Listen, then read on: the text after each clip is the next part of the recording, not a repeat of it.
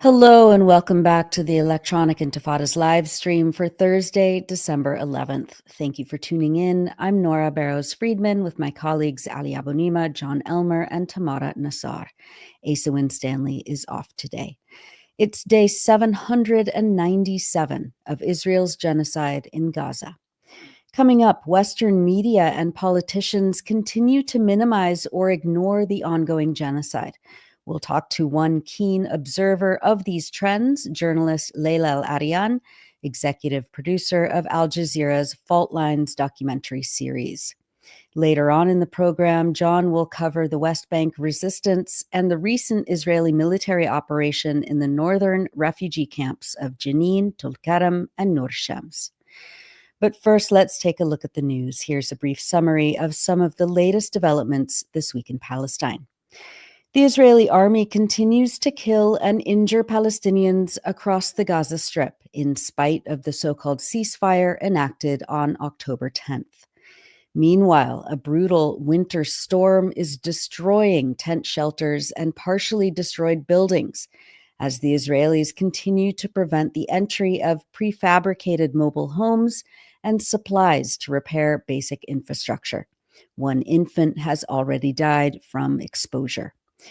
Israel killed a child, 16-year-old Zahar Nasser Shamia, on Wednesday, shooting him and then crushing his body underneath a tank in central Gaza, according to the Wafa news agency. A man and a woman were shot and killed by Israeli fire, and a child was shot in the head and injured in the Halawa displacement camp in Jabalia on Wednesday in northern Gaza. Israeli forces shot 10-year-old Bayan in the head, reportedly from a gun mounted on a crane, while she was sheltering with her family in the camp. Journalist Bashir Abu Asher captured a clip of Bayan in shock and with bandages around her head, being cradled by her grandfather inside an ambulance. The soldiers, the grandfather says, quote, "shoot over our heads and we have no place to take shelter." At least 7 Palestinians were killed in separate attacks in northern Gaza on Sunday, December 7th, including a 70-year-old woman and her son, who were reportedly hunted by an Israeli quadcopter drone. The Israeli army claimed that those targeted had crossed the so-called yellow line. Al Jazeera's Hani Mahmoud reported that the woman and her son were chased by a quadcopter drone about half a mile from the yellow line and, quote, left there to bleed to death as the aircraft continued hovering overhead, preventing anyone from reaching them. Mahmoud described the incident as, quote, just one of many violations throughout the day and throughout the past 50 days since the truce came into effect. He added that in areas close to the yellow line, many Palestinians may unwittingly cross the boundary because it is not visible. There are no clear markings or signage to show that this is the ceasefire demarcation that is a restricted and dangerous area, he said. Also on December 7th, a 3-year-old child, 𝐓𝐡𝐞 𝐄𝐥𝐞𝐿 was shot and killed by Israeli forces while she was playing outside of her tent in the Al-Mawasi tent encampment south of Khan Yunis. Reporter Ibrahim Kanan filmed 𝐓𝐻's grief-stricken family members carrying her little body in a shroud to a nearby clinic. Israel attacked a home in Deir Balah in central Gaza on Monday, bombing it with 2 missiles, according to local reports. The United Nations Humanitarian Office reported on Monday that airstrikes, shelling, and gunfire continued across all governorates, including in Jabalia al-Balad and east of Jabalia in North Gaza, in Ash-Shujaiya and At-Tufah, east and northeast of Gaza City, off the coast of Khan Yunis, and in the east and south of the governorate, as well as east and north of Rafah City. Several locations east of the Yellow Line were affected, the UN said. Reporter Mahmoud Abu Salama recorded footage of Israeli forces firing artillery shells from inside the heart of Jabalia refugee camp on Wednesday, where entire blocks are being leveled during ongoing military operations, according to the local media collective Translating Palestine. Residents report intensified shelling alongside the movement of troops and armored vehicles, signaling a new wave of destruction in an area within the Yellow Line that is already devastated by months of Israeli occupation bombardment and forced displacement, they say. The Gaza government media office stated on Tuesday that in the 60 days since the ceasefire took effect, Israel has committed at least 738 violations, including more than 200 direct shooting incidents, 37 incursions by military vehicles into residential areas, 358 bombings and attacks targeting civilians and their homes, and nearly 140 demolitions of homes, institutions, and civil buildings. On Thursday, Gaza's health ministry reported that more than 380 Palestinians have been killed and 1,000 people have been injured since the so-called ceasefire took effect. Israeli military officials claimed on Tuesday that they are working on using the so-called Yellow Line, which keeps moving westwards, to designate a permanent new boundary for Gaza. While visiting Israeli occupation soldiers in northern Gaza, in the ruins of Beit Hanun and Jabalia, Israeli Lieutenant General Eyal Zamir said that the Yellow Line that was demarcated by the Trump administration, quote, is a new border line, serving as a forward defensive line for our communities and a line of operational activity. Zamir added that Israel would hold on to its current military positions. Quote, we have operational control over extensive parts of the Gaza Strip, and we will remain on those defensive lines, he said.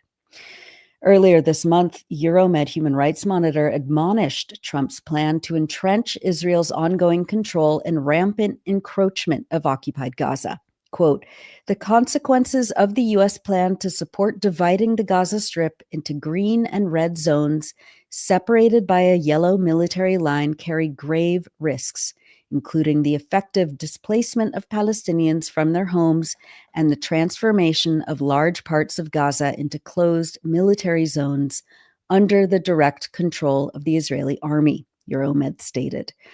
The Yellow Line, marked by concrete blocks, has not remained fixed but has been pushed beyond the published maps, advancing in some areas by more than 1 kilometer inside the Gaza Strip. It is used to unilaterally redraw lines of military control, gradually expanding areas under direct Israeli authority, placing additional territory under closed military rule, and severely restricting freedom of movement. This practice entrenches de facto annexation and fragments Gaza's territorial unity in clear violation of international law, the group stated. According to information obtained by Euromed, and as we at the Electronic Intifada have widely discussed on this live stream, this plan is based on transferring the Palestinian population from the red zone to the green zone through various pressure tactics, which are war crimes. The plan includes the establishment of cities of prefabricated container homes or caravans in the green zone, each housing around 25,000 people within an area of no more than 1 square kilometer and enclosed by walls and checkpoints, Euromed notes. Quote, entry and exit would be permitted only through security screening, effectively converting these sites into overcrowded detention camps that impose severe restrictions on residents' freedom of movement and daily life. The design of these proposed cities mirrors the historical model of ghettos, in which colonial and racist regimes confined specific groups to sealed areas surrounded by walls and guard posts, with movement and resources controlled externally, as seen in Europe during World War II and in other colonial contexts. This system of forced spatial segregation does not constitute temporary shelter, but rather creates imposed population enclaves in which entire communities are subjected to management and control instead of being treated as individuals entitled to freedom of movement, residence, and life in their original communities, the group added. Euromed warned that engineering units responsible for the plan have already begun preparing designs for the first experimental city in Rafah, pending the securing of funding to begin implementation on the ground.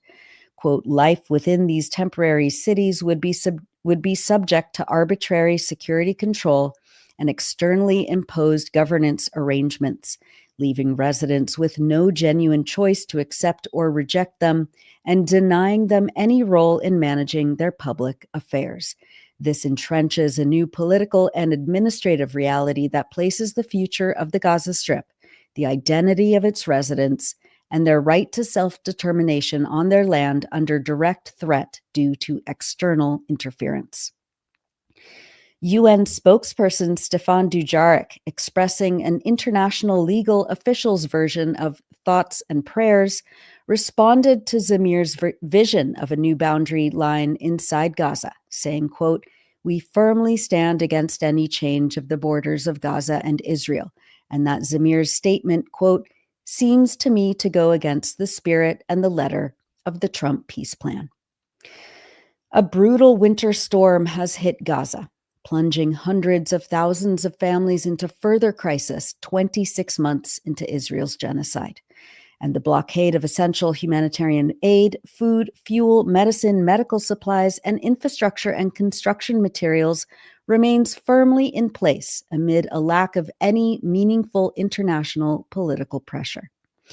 One 8-month-old baby, Rahaf Abu Jazar, died of exposure to cold after water gathered in her family's tent in Khan Yunis amid the heavy rainfall, Al Jazeera reported just hours before this broadcast. Ismail Al-Tawabta of the Gaza Government Media Office said that nearly 300,000 families are without shelter as the storm bears down. Roughly 250,000 tents and mobile homes were supposed to enter Gaza, Al-Tawabta said, but there are currently 6,000 trucks loaded with aid stuck at the crossings, he told Al Jazeera on Wednesday.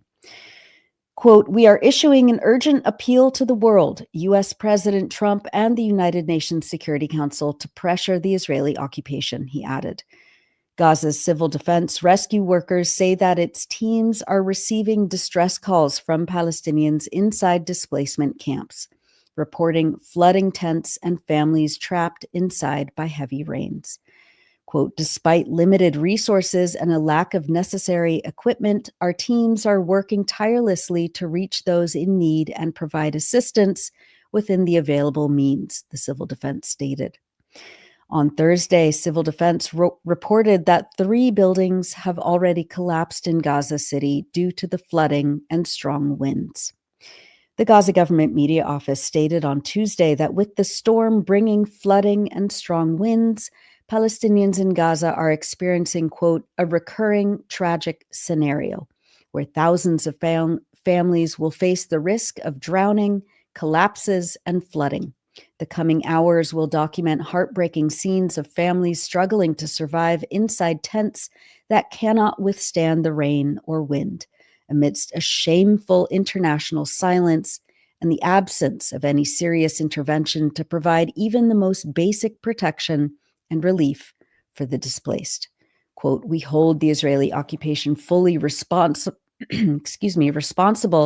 for exposing displaced persons to the dangers of the climate, given its closure of crossings and its prevention of the entry of relief and shelter materials, including 300,000 tents and mobile homes, in addition to the absence of alternative shelters. This perpetuates the denial of hundreds of thousands of their right to safe housing under international humanitarian law, the media office added. Social media user 𝐓𝐡𝐞 captured that clip of people trying to mitigate the flooding inside their tents on Tuesday. Turning to the occupied West Bank, a 17-year-old child was killed by Israeli forces on December 6th in Al-Khalil, or Hebron, in the south. Defense for Children International Palestine, or DCIP, reported that Ahmed Khalil Rajabi, quote, was driving his family's car to visit a friend at Alia Governmental Hospital in the city center, during which Israeli forces alleged that Ahmed attempted to run over a soldier. Israeli forces opened fire on the vehicle, killing Ahmed. The soldiers then confiscated his body. DCIP said that according to their investigation, as he left the hospital to visit his friend, Ahmed approached a checkpoint and saw soldiers stationed across from it.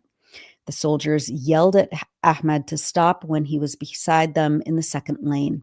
The vehicle moved past the soldiers for several meters before Ahmed halted and backed up no more than 5 meters, when the soldiers immediately began shooting at the car, causing the car to slide. One of the soldiers attempted to open the driver's door, and as the car skidded, the front driver's side hit him. He then joined the other 5 soldiers in shooting at the vehicle. The car kept slowly reversing, swerving slightly downhill. At that point, an older man, a sanitation worker in the Hebron municipality, was hit by the barrage of bullets fired toward the car. The vehicle eventually stopped in the middle of the road, where the soldiers continued to fire at the car, killing Ahmed. An ambulance arrived, but soldiers fired toward it, preventing it from reaching either Ahmed in the car or the injured sanitation worker. A large number of Israeli army and police units arrived later. At first, the Israeli military stated that a speeding vehicle had opened fire on soldiers. They later withdrew that claim and issued a new one, claiming instead that the soldiers had shot at a car that attempted to run them over, DCIP stated. Ayed Abu Aktesh, the accountability program director at DCIP, said, quote, "There is no rule of law for Palestinian children. Palestinian families are left to piece together how their child was killed, and in many cases are denied even the basic dignity of burying them, as Israel continues to withhold children's bodies in violation of international law." Israeli forces and settlers have killed 53 Palestinian children in the occupied West Bank in 2025, according to documentation collected by Defense for Children International Palestine. Israeli forces have withheld the bodies of at least 61 Palestinian children since June 2016, DCIP says. 6 of the children's bodies have since been released to their families, while 55 Palestinian children's bodies remain withheld by Israeli authorities. In the village of 𝐓𝐿 near Nablus in the northern West Bank, Israeli soldiers used heavy machinery to uproot olive trees this week during the harvest season. Journalist Issam Ramawi captured this footage of the bulldozers destroying the olive groves belonging to village elders in 𝐓𝐿 on December 8th. The Tel Aviv newspaper Haaretz reported that the military destroyed hundreds of trees in an area that the army claims exceeds the boundaries set by a military order, citing security measures and signed by the army's West Bank commander.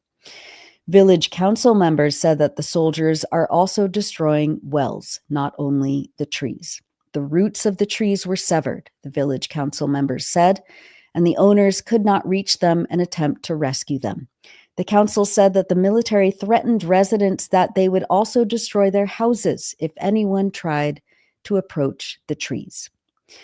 Meanwhile, in occupied Jerusalem, Israeli police and municipal officers raided the headquarters of the United Nations Agency for Palestine Refugees, UNRWA, on December 8th, cutting communications, seizing items, and replacing the UN flag with Israel's flag. This is the latest escalation of attacks against the agency, which was established in the wake of Israel's seizure and theft of Palestine by Zionist militias and the expulsion of approximately 800,000 Palestinians in 1948. UNRWA has not used the building since the beginning of the year after Israeli authorities ordered the agency to vacate all of its premises and halt operations, Al Jazeera reported. The agency's chief, Philippe Lazzarini, said that this latest attack on the agency follows, quote, months of harassment that included arson attacks in 2024, hateful demonstrations and intimidation, supported by a large-scale disinformation campaign, as well as anti-UNRWA legislation passed by the Israeli parliament in breach of its international obligations. We've published many features on the Electronic Intifada in the last week, but we wanted to highlight Paying a High Price in Gaza by Laila Al-Arian, writing from Gaza. I wake up at 7 a.m. and immediately head outside to the street to check our water supplies, Khaled writes. In front of the warehouse where my family lives are our 3 buckets. Only half of one of them is filled with water, and I know I will need to replenish our supply. I wash my face and start to walk over to the school next door to see if a water shipment has come. Along the way, I see my neighbor Fayaz Shabat, and he tells me that the water shipment did not come. During the week, only 1 water shipment came. I return to the warehouse where my father, mother, brother, and I have been displaced since February in Deir al-Balah in southern Gaza. My mother is awake, kneading dough. I ask her what she wants from the market, and she asks me in turn what I want to eat. We ate canned meat yesterday, I say, so it is better to eat something cheaper today. It has been a while since we last ate rice, so she asked me to try and find 1 kilo of rice. My grandmother is listening to us, so I ask her if she wants anything from the market for my grandfather. She asks me to bring tomatoes if there are any, and to only bring 4 or 5, as 1 kilogram costs around $50. I put on my sewn slippers and head to the market. My grandfather Ahmad, who is 82, sits in his wheelchair in a shaded area of the street. I say good morning to him and continue walking. After 5 minutes of walking, I pass by a neighborhood that has been completely destroyed. I pass by the ruins of a building where a massacre was committed by the Israeli occupation against the Al-Hawajri family. On a wall near the massacre site is a message written in red. Jude is under the rubble, 31 October 2023. God is sufficient for me, and he is the best disposer of affairs. Jude has since been pulled out from the rubble, though, as another message on the wall tells us this much. 20 meters from the massacre, I enter the spice shop, and I ask the seller for the spices and the rice. The shop is crowded. The shopkeeper creates and mixes his own spice mixtures, and they are popular. When he gives me what I ordered, I ask him to give me his phone number to transfer the money to his Bank of Palestine account. I pay $4. I go to a grocery store on the other side of the street. Adel Oda, the owner of the shop, accepted online payments during the famine. I greet Adel and look for onion, garlic, tomatoes, and green pepper, but I do not find any. When I ask Adel about it, he says that no vegetables have entered the strip yet. I exit the store and walk for 20 minutes until I reach Al-Bahasi market. I go there because at one time I could find everything I needed in that market, but this time I cannot find all that I need. The place is crowded with people, most of them paying with their bank accounts as well. I pay $11 for a kilo of rice and $1 for ice cream. I exit the market and walk rapidly for half an hour in search of the vegetables. By 8:30 a.m., I have reached Al-Burqa crossroads, where I know a vegetable seller who will accept a bank payment. The man tells me that tomatoes are non-existent in the market and that the prices of onions and garlic have skyrocketed again. He also does not have green pepper. I have around $37 cash in my wallet. I go to a grocery store on the other side of the street and buy less than 200 grams of green pepper for $5, garlic for $5, and 1 small onion for $10. Then I return to the warehouse and give my mother what I've bought. Those are excerpts from Paying a High Price in Gaza by Laila Al-Arian, writing from Gaza on electronicintifada.net. And now, as we always do, we wanted to highlight people expressing joy, determination, and resilience across Gaza and around the world. In the Shati, or beach refugee camp west of Gaza City, on December 7th, Palestinians celebrated the Palestine football team's qualification to the quarterfinals of the 2025 Arab Cup. Journalist Aboud Abu Salama took photographs of people watching the match in a crowded room huddled around a television. He writes, quote, "Gathered closely around a small screen, Gaza residents watched the Arab Cup football match between the Palestinian national team and its Syrian counterpart. Despite the harsh living conditions in the Al-Shati refugee camp, this shared moment of sports brings a brief sense of unity and escape amid ongoing hardship. Oh, I think we had a video, but we'll play it. We'll play it next time. That's it for the news roundup. As always, go to electronicintifada.net for much more, especially to read our new features by our brave writers in Gaza. You're watching the Electronic Intifada live stream. I'm Nora Barrows-Friedman with my colleague Ali Abunimah. Hi, Ali. Hi, Nora. Thank you for that. It's just the horror after horror, and the videos we're seeing from the storm in Gaza, people in their tents. Unbelievable. It's just unbelievable. Yeah. And, you know, if I may, let's talk for a second. I want to just say something. I want to react to something in the news. Yeah. Let's talk about who's responsible. We had that news that you shared about Israel raiding the UNRWA headquarters in occupied East Jerusalem, that Israel had already forced the UN to shut down. And I just want to point to the reactions to this, the hypocritical reactions of the so-called international community. Tamara, if you can put up that statement, which was issued by, by the European Union and a dozen Western embassies, EU embassies, Switzerland, others, where they condemn this. By the way, they rarely condemn anything. Any number of children can be murdered by Israel. They won't condemn it, but they do condemn the raid on the UN premises in East Jerusalem, and they say that it's a blatant violation of the Convention on the Privileges and Immunities of the UN. And they say Israel must uphold its obligations under the Convention on the Privileges and Immunities of the UN, and so on.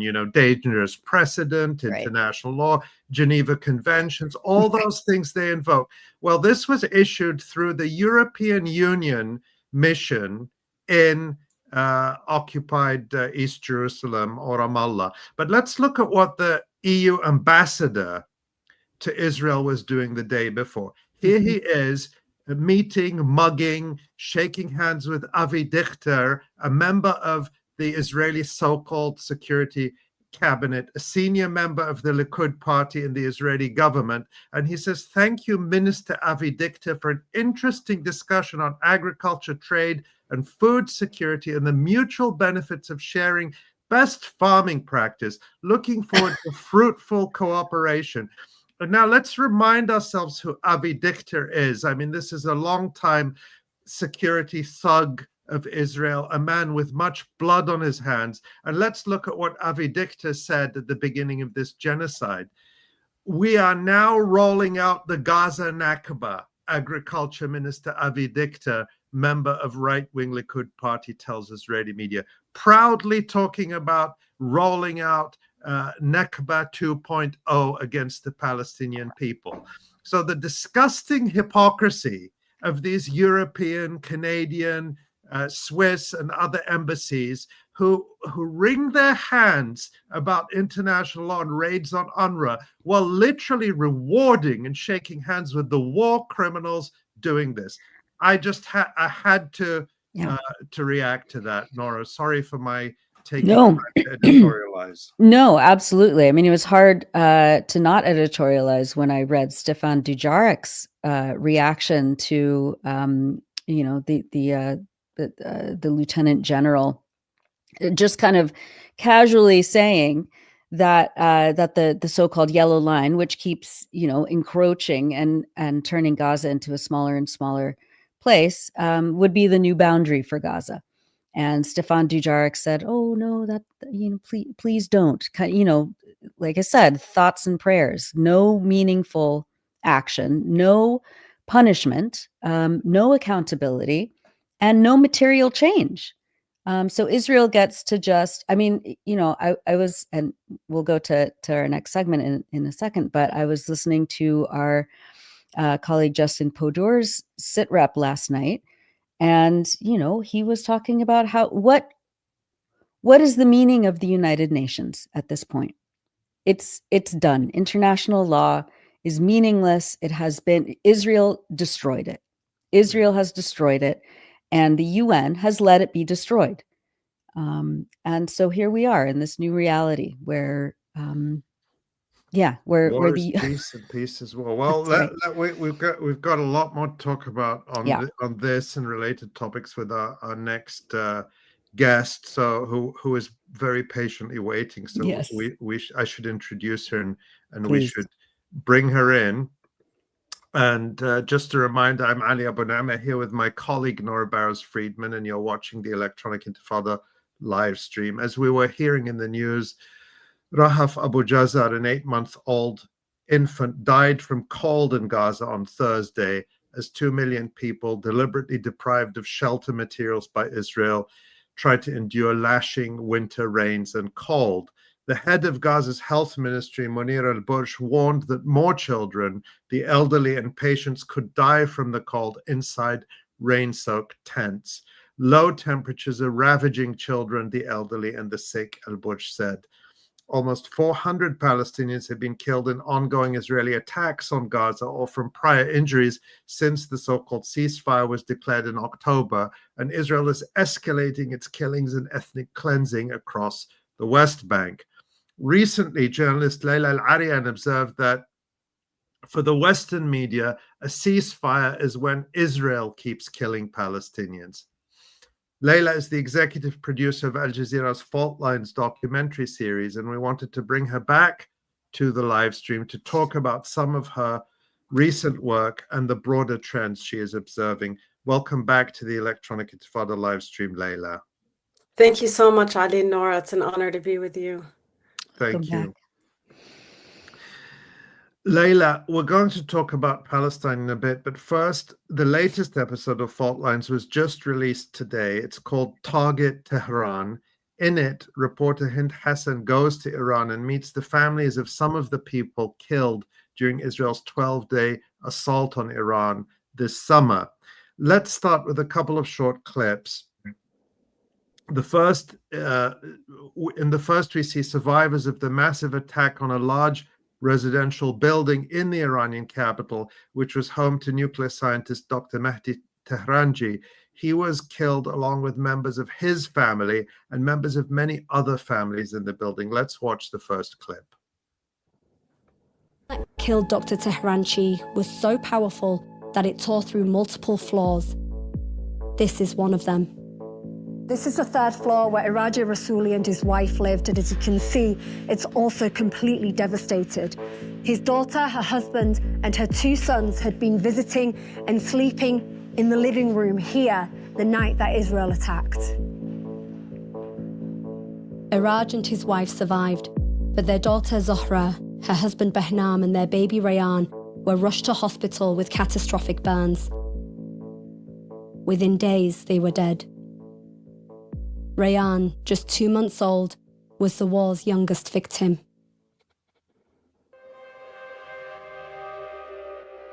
The 2-month-old boy couldn't tolerate the pain and injuries.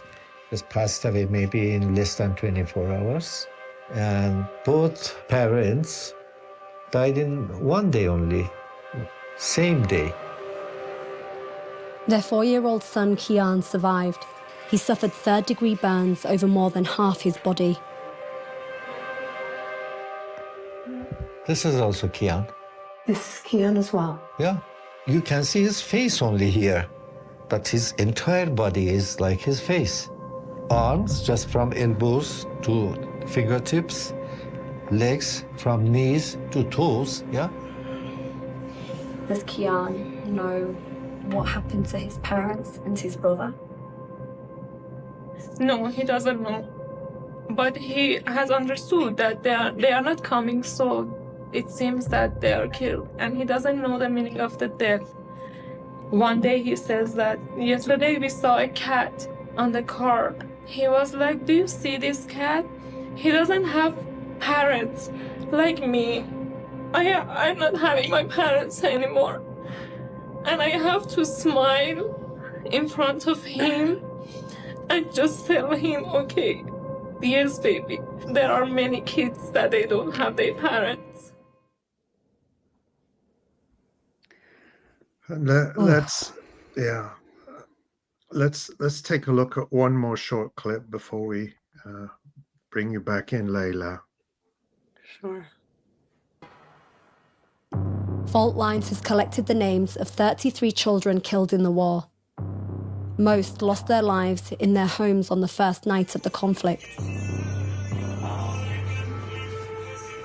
On the third day of the war, Israel bombed Tehran's Quds Square, killing 18 people, including a pregnant woman and a 16-year-old child. Iran retaliated with missiles Is the and audio drones. playing? 32 died in Israel, but Iran's toll was far heavier. 1,064 killed and thousands more injured.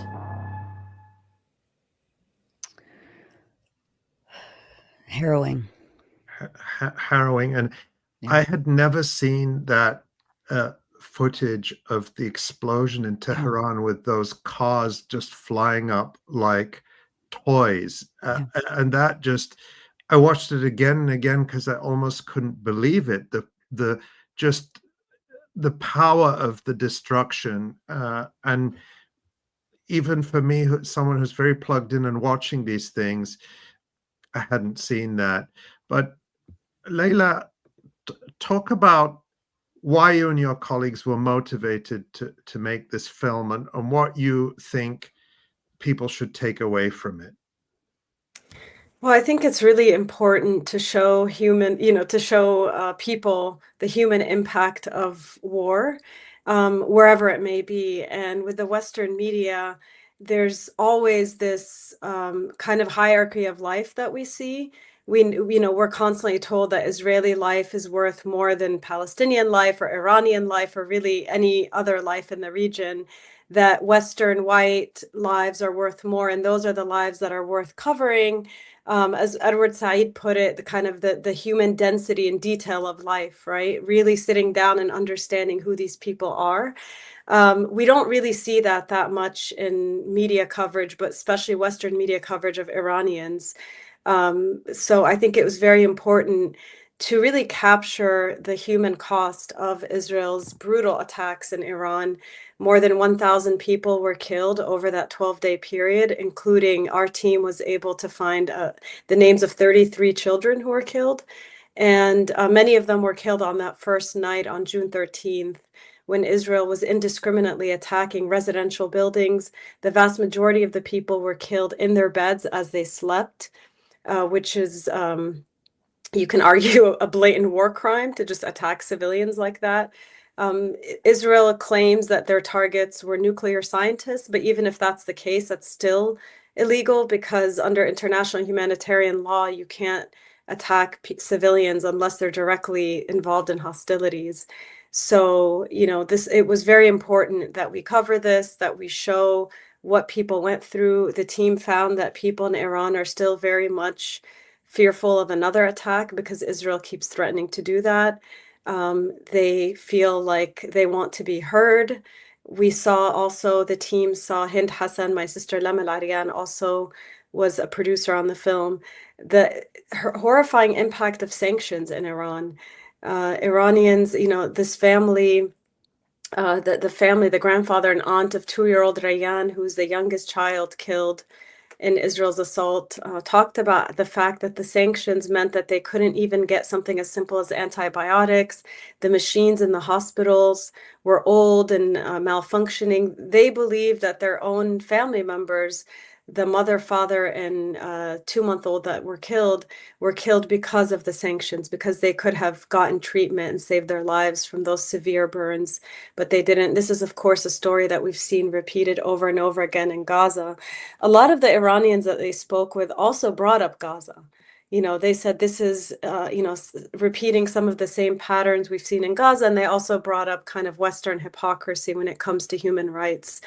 Trita Parsi, who's an analyst with the Quincy Institute, who appears in the film, talked about how one of the objectives of this assault by Israel was to bring in the US into a war with Iran, which they succeeded, to decapitate the regime, which was a failure, and also to turn Iran into a place like Lebanon, like Syria, that they could just, like Gaza, that they could just bomb at will over and over again. And like I said, we see that there's this fear of another conflict, another war hovering, threats. The team also looked at the deadliest strike of that 12-day assault, which was on Evin prison, which the West likes to point to all the time, of a symbol of oppression. And that's the language that Israel used. It's a symbol of oppression, and that's why we bombed it, which is logic that I struggle to kind of understand what that means. But more than 50 people were killed. They bombed it during the busiest time of the day, during visiting hours, killing at least one child, killing a lawyer, killing an accountant named Maryam, whose story we tell through the testimony of her brother, who actually arrived at the scene. So I think it's just really important that people watch it and share it to understand what it means to attack a country like this. There were so many really moving episodes in this short film. It's only 33 minutes, but you pack so much into it. Of course, it's called Target Tehran, and it's from fault lines on Al Jazeera, so people can search for it and find it on YouTube or on the Al Jazeera website. It's free to watch. I want to, you know, as you mentioned, Laila, many of the people that the reporter Hind Hassan speaks to express fears that Israel and the United States could attack Iran again at any time, and that they could lose more loved ones. I want to show this clip of Hind Hassan trying to confront U.S. Republican Senator Thom Tillis about the human toll of the war that you make so visible in this film. Let's watch that. Went to Alaska and went back and bombed and killed innocent Ukrainian citizens. Senator, you spoke about Russians bombing Ukrainian civilians. What about Iranian civilians? I went to Iran and I spoke to a lot of family members who lost people. My position on Iran is simple. Until there's regime change, Iran is a malign actor, and I feel terribly for the Iranian people. I work a lot with various movements that are against the mullahs, but they're a cancer. Would you say that to the grandfather of 12-year-old? Say it to you, and I would say it to anybody else. The Iranian people need to be freed from the mullahs, but there is no place. In the same way, there is no place for Hamas in Gaza. There is no place for the mullahs in Iran. So this is about government change? It's about changing the government, and it's regime not change. Well, there you have it. He said it. There you have it. Yeah, so I mean, what are your thoughts when you hear something like that? I mean, I was with Hind. Yeah, sorry. Yeah, go ahead. No, go ahead. I was gonna say, I was with Hind on the Hill when we filmed that scene. It's what makes it really shocking is that we say over and over again, to the point of actually it feeling boring, how much of a double standard there is when it comes to Western politicians, journalists, you know, political analysts, what have you. When it comes to this hierarchy of life we talk about, you see it right there. I mean, it unfolded before our eyes, where he blasted Putin for killing Ukrainian civilians. He called him a liar. He said Trump shouldn't believe anything he says. And then Hind asks him, well, you just spoke about Ukrainian civilians. What about Iranian civilians? He just completely ignores her question, dismisses it, talks about the quote unquote mullahs, and admits that to him, this is about actually regime change, changing the government, as if that's ever turned out well for anybody. And it's just really stunning, the callousness, the lack of humanity, the complete disconnect between these very callous, harsh statements showing zero concern for human life, and the rhetoric, the kind of, you know, militaristic, threatening rhetoric that he has. And it just shows this complete hypocrisy, helps nobody. People see right through it. And all it shows is and uncovers is their massive hypocrisy. Yeah. Laila, let's turn to Palestine now. And this week, Reporters Without Borders declared that for the third year in a row, Israel has been, by leaps and bounds, the world's biggest killer of journalists.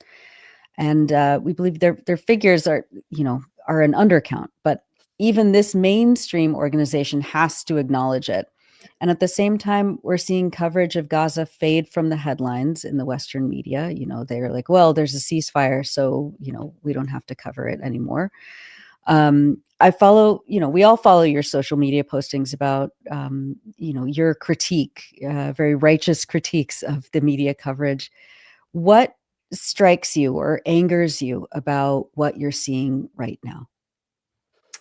Nora, every single story you read in the news headlines at the beginning of this episode should be a story covered in the mainstream corporate legacy media.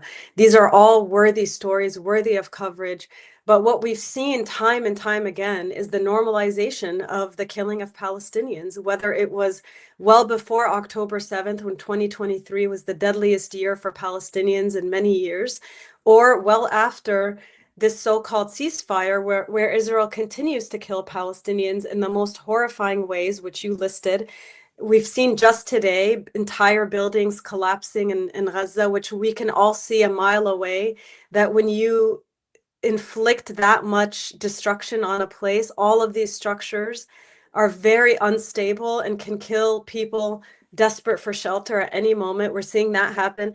We're seeing people being killed in their tents through flooding. And I hold Israel, and any human being should hold Israel accountable for every single one of these deaths, because Israel has created all of these conditions to cause death, whether it's the continued deaths from malnutrition, lack of food, prisoners still dying in custody, prisoners being rearrested who were released under the ceasefire, toddlers being killed next to this so-called invisible yellow line. So we see, again, every single one of these stories should be worthy of coverage, but when they're not covered, the editorial argument or line that they're having is that the killing of Palestinians is simply not newsworthy. That comes from a deep dehumanization of Palestinians. It comes from structural bias that we see. It's not just individual bias, it's structural bias built into these institutions. And what it does is it leads to a less informed public and continued suffering for Palestinians. It's shameful. It's a dereliction of duty. And I think it's why there's such massive mistrust of these institutions at a time when they're really desperately trying to claw back the narrative and trying to consolidate their control over that narrative. Laila, the trends that you're pointing out are ones that we've all been able to observe for decades. I mean, I started my work not doing journalism, but criticizing, as media, doing media criticism. So these are trends that have been visible to me for 30 years. Should we have expected the last 2 years to have changed things? It's a good question. I mean, I think it's important to remember that the very people running these newsrooms, so the management that kind of sets the tone for how these stories are covered and approached, oftentimes come from the same milieu as the policymakers, the people like Thom Tillis, who show a complete lack of compassion and humanity towards Palestinians. So oftentimes they come from kind of that same ideological approach and background of kind of dehumanizing Palestinians or rendering them invisible. Or as Bill Clinton said yesterday at the Council for Foreign Relations, he basically said, I think it was Sarah Leah Whitson from Dawn, former Human Rights Watch, said, tweeted out his remarks about how if only Palestinians, weren't an issue, Arabs just want to do business and be happy. And, I think essentially he's saying if only Palestinians didn't exist, the world would be a better place. I mean, these kinds of attitudes unfortunately cut across society, whether it's people making policy or running the country or running these newsrooms. And there are people within the newsrooms who are pushing for better coverage, who wish that things could be better. But I think Israel also denying them access to Gaza to see for themselves. Of course, Palestinian journalists who've been killed, as you mentioned, in record numbers, have done heroic work exposing the brutality of the genocide. But I do think if people were on the ground and were able to see for themselves, and we're talking about people who actually see Palestinians as human beings, I think the coverage would have been different if they were able to kind of push through the censorship that we're seeing. Laila, you conjured up some evil spirits when you mentioned Bill Clinton, and I think it's important to Bill Clinton's a good example. He made a number of dehumanizing comments about Palestinians, the one that you just pointed out. But during last year's election campaign, they sent him to Dearborn to try to win the Arab vote, and he ended up saying the most revolting anti-Palestinian things. But to me, Clinton is an example of something, which is that, people often say, oh, well, politicians, they're just doing what their donors want them to do. And of course, that's true. We know that that's true. I'm not disputing that. But for someone like Clinton, he's not running for office. He's a former president. He's got $1 gazillion in the bank. He doesn't need anything from anyone. It shows that this hatred of Palestinians, this desire for their disappearance, is deep and heartfelt and sincere. It's not just a sort of a transactional position. They hate Palestinians. Yeah, it's ideological. It's deeply ideological. Now, the other spirit you conjured up is Mrs. Clinton, Hillary Clinton, and she's been back in the news recently as well, blaming social media for the incredibly negative views that young Americans, in fact, now a majority of all Americans, have about Israel after watching more than 2 years of live streamed genocide of babies and children and elders being blown to pieces by Israel. And she spoke at the recent conference hosted by Israel Hayom, the newspaper owned by Israeli-American billionaire Miriam Adelson. That's the same Miriam Adelson who Donald Trump, in his speech in the Knesset a couple of weeks ago, said loved Israel more than the United States, and that she and her husband are the ones who dictate policy, who march into the White House and dictate policy to Donald Trump, who claims to be an America First president, but admitted that he takes orders from these people who love Israel more. Anyway, here's what, let's watch a clip of what Hillary Clinton said at that recent Israel Hayom summit. It's smart, well-educated young people from our own country, from around the world. Where were they getting their information? They were getting their information from social media, particularly TikTok. That is where they were learning about what happened on October 7th, what happened in the days, weeks, and months to follow. That's a serious problem. It's a serious problem for democracy, whether it's Israel or the United States, and it's a serious problem for our young people. And it was frankly shocking to me how little the students we were encountering, not only in this class we teach, which is a very large class, international relations about crisis decision-making, but students more generally. And that's why I mentioned the social media piece of it, because when you would try to talk to them to engage in some kind of reasonable discussion, it was very difficult because they did not know history, they had very little context, and what they were being told on social media was not just one-sided, it was pure propaganda. And so when you think about how to tell Israel's story, and it's important, it's not just looking internally, it's looking externally, and particularly looking at young people, because, it's not just the usual suspects, it is a lot of young Jewish Americans who don't know the history and don't understand.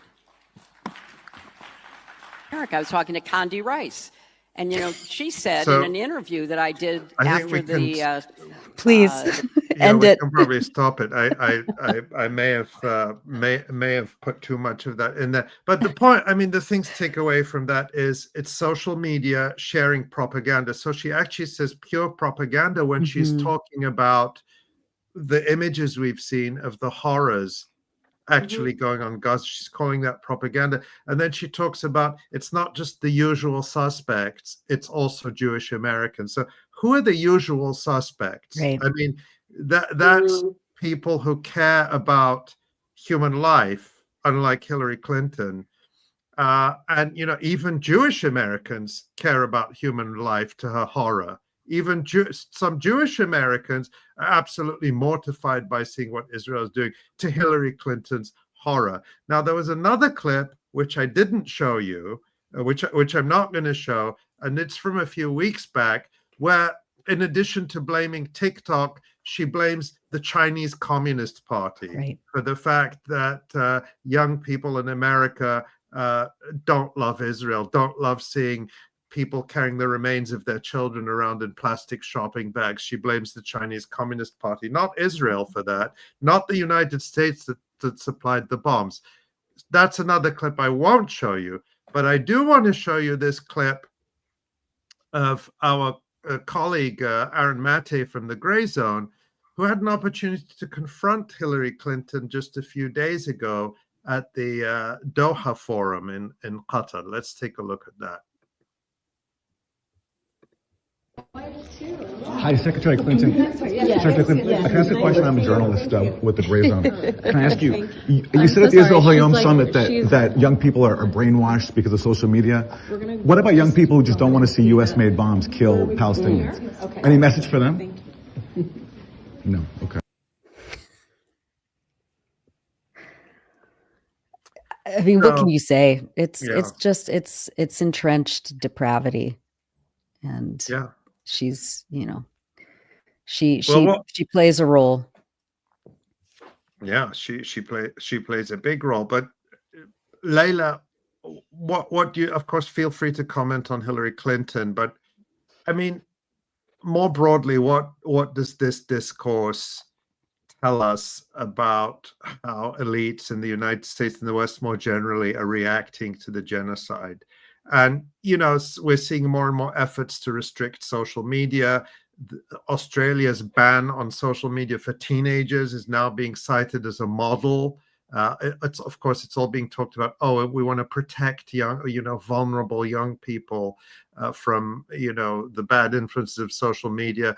Of course, we saw the Zionist takeover of major legacy media outlets like CBS News. Can all that succeed? Can this genie be put back in the bottle? I mean, can anything rescue Israel? Just your thoughts. I think this is coming from a place of pure panic on their part. I mean, you saw also Sarah Hurwitz, former Obama speechwriter, saying, how can I speak to young people through a wall of dead children, which is one of the most, I would say, like callous statements I've ever heard, completely dehumanizing statements. What they're really saying is, so when they talk about social media, let's break down what are they actually talking about. They're talking about videos taken in Gaza that are completely unfiltered, unsanitized, and completely out of their control. They can't control what other people are filming in Gaza and posting online and what young people are seeing, which again is unfiltered, unedited, horrifying footage that we simply can't erase from our minds. How many people remember that horrific image? I think it was during the Super Bowl in in January 2024, of that young girl who was like impaled on a fence. How many people can't forget the horrifying image of Sha'ban al-Dalu burning alive, hooked up to an IV, of these human stories of little Reem, soul of my soul, of Dr. 𝐓𝐡𝐞 𝐄𝐥𝐞𝐜𝐿.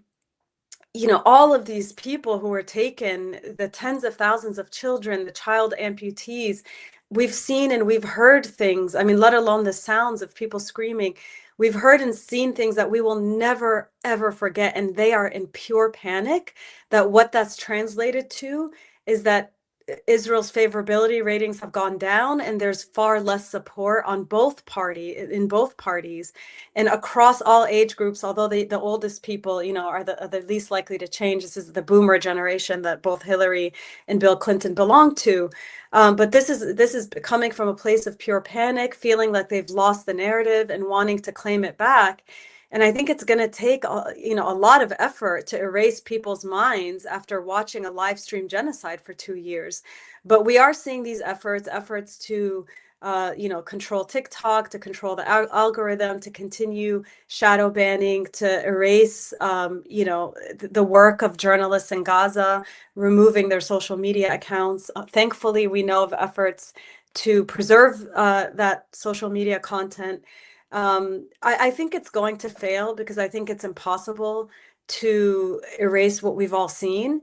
And these opinions have already turned and changed.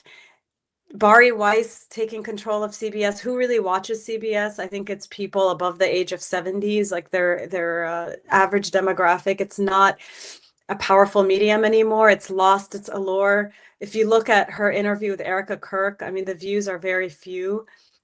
You have YouTube streamers who bring in far more views than CBS. She also, Bari Weiss had this idea of having a panel of former secretaries of state several weeks back. It was also very poor views. So I don't think they'll succeed, but I think they're going to pour millions and millions of dollars into trying to reclaim that narrative. And it's up to people of conscience. It's up to professional journalists who actually care about the integrity of this work to insist that people not forget and to continue telling stories rooted in fact and reality. What I find really interesting is Hillary Clinton loves to condescend. She condescends to young people about how they don't have the context. What possible context can justify the killing of tens of thousands of children, of innocent people, of civilians? I don't understand. I mean, what is she actually saying? And this is why people, it's really backfired, by the way.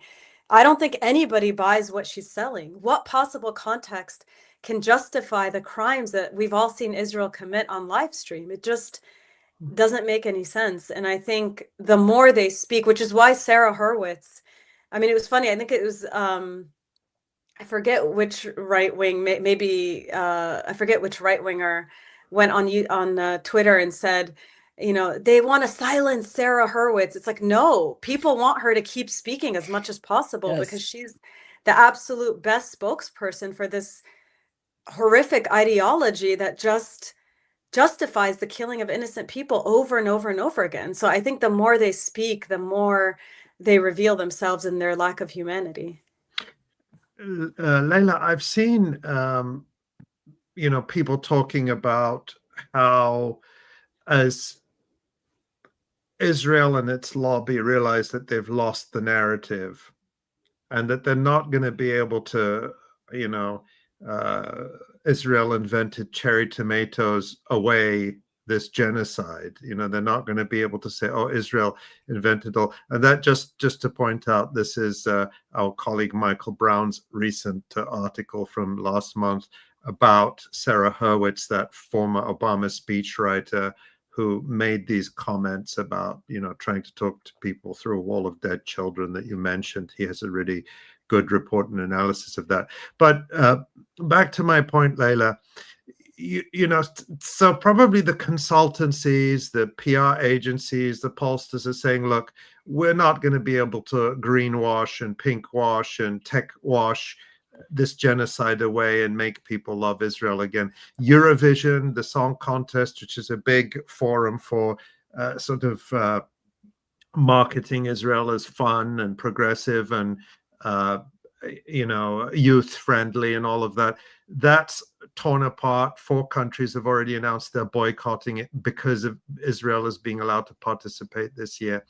So I'm seeing concern, or I'm seeing people talking about how Israel and its lobby really leaning into Islamophobia and anti-Muslim incitement, and, you know, the West versus barbaric Islam strategy, which is not new, but they're trying to revive it. Are you seeing that? And do you think that would work? I'm absolutely seeing it. It's all over social media. It's content that's being actively promoted. I mean, the owner of X is one of the primary people pushing this over and over and over again, Elon Musk. I don't know that it will work. I mean, Islamophobia has long been a tactic that's been pushed by Israel to kind of incite against Palestinians, but the Muslim world at large, and kind of deflect attention from its own oppression of Palestinians, its own crimes against people throughout the region. I mean, I think that's remains to be seen, but it's definitely something that we're seeing more and more of being pushed on social media platforms. We're seeing it with the attacks against the Somali community here in the US. You know, we've seen it with other, you know, tactics, whether it's during an election year when Islamophobia is at its, you know, highest, or, you know, in sort of structural Islamophobic practices like FBI entrapment cases against vulnerable communities. So I think it's something that people need to be kind of like have media literacy about and reject. And we saw it just the other day with Bill Maher's interview, where he asked his guest whether she could wear that dress in any Middle Eastern country other than Israel. I mean, just trotting out the same old racist tropes that like are just at this point boring. Like I said, I mean, we've heard over and over again. How do you even make that comment with a straight face after seeing shredded bodies for 2 years? I mean, it's just, I think people are done with it. Yeah. Well, let's play. A few months ago, you and Fault Lines broadcast an episode called "The Disappearance of Dr. Abu Safia." This is another story that has been completely buried and ignored in legacy media. This is, of course, the physician, pediatrician, and the director of Kamal Adwan Hospital in Beit Lahia in northern Gaza, who was abducted by Israeli forces almost exactly a year ago. Let's look at a clip of that episode.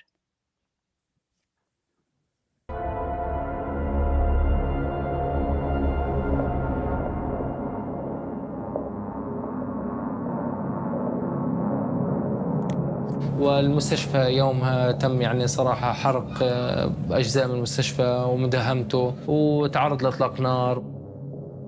واللي دخلت المستشفى واللي فتشت اللي كل الغرف واللي خربوا كل الأجهزة، تخريب اللي كتير. فتشونا وطبعا أخلونا برا، وكان يوم متعب جدا وسيء جدا جدا جدا.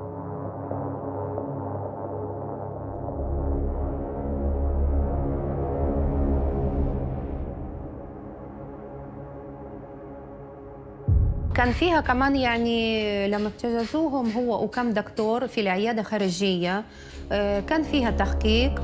تعرض للضرب 3 مرات في منطقة الصدر بواسطة سلاح الجيش، بواسطة اليد أيضا، وكان تعرض لشتم، وكان يعني يتم التحقيق معه على أسباب تافهة جدا. ليش ما يعني تخرج من المستشفى؟ ليش طيب أنت ضايل في الشمال؟ الوضع كارثي بكل ما تعني الكلمة بمعنى. هم رنوا عليه وهم حكوا له يا دكتور قسام ما تعمليش العلاقات اللي مع الصحفيين. هم ما كانوش بدهم يوروا للعالم الكله ايش بتصير في غزة في الشمال. في الصباح الباكر عندما انسحب الجيش من مستشفى كمال عدوان، ذهب والدي ليتفقد المستشفى والشهداء، فتفاجأ بأن أخي إبراهيم في صفوف الشهداء. انهار في العياط بالست 7 ساعات ما وقفش، يعني لانه كان مقرب كثير له ابنه ابراهيم. يا حبيبي حي صمودك والله العظيم انك انسان مناضل مكافح، اشهد الله انك مكافح ومناضل ضليتك لاخر لحظه.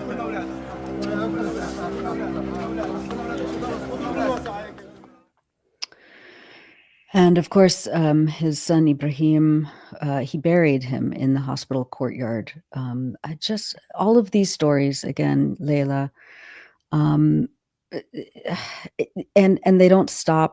A year ago, this month, again, Israeli forces raided the hospital again. This time they arrested Abu Safia. Let's take a look at another clip where we hear Dr. Abu Safia's son speaking about the new, now iconic image of his father walking alone toward the Israeli forces in a tank at the end of this completely destroyed street. Again, this was almost exactly a year ago. الصور التي نشرها الجيش الإسرائيلي يعني ندم على نشرها وهذه الصورة أظهرت للعالم وأن هناك طبيب في مستشفى كمال عدوان واجه جيش بأكمله.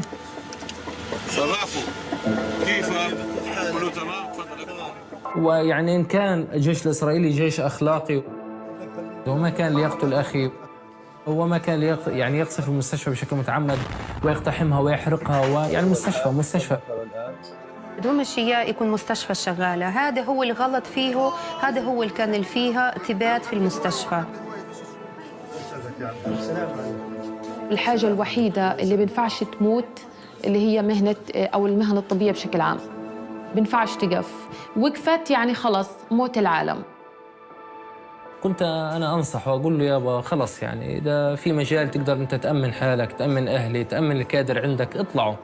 كان يقول لي يابا المخطط أكبر من هيك، كان المخطط إنه هم التهجير، وإذا إحنا أخلينا مستشفى كمال عدوان فكل الشمال راح يطلع. اللي صار فينا في قطاع غزة ما حدا بيقدر يتخيل ولا حدا راح يصدق.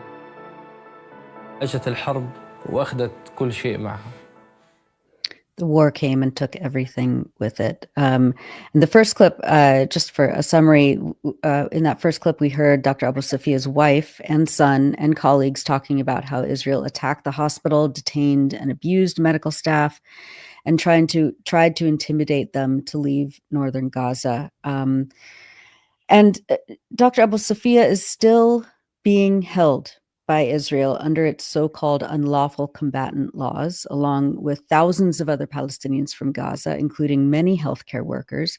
He's being subjected to systematic abuse and torture on top of dealing with the grief of everything and everyone that he has lost, including his son, including his colleagues, including his place of work and his patients.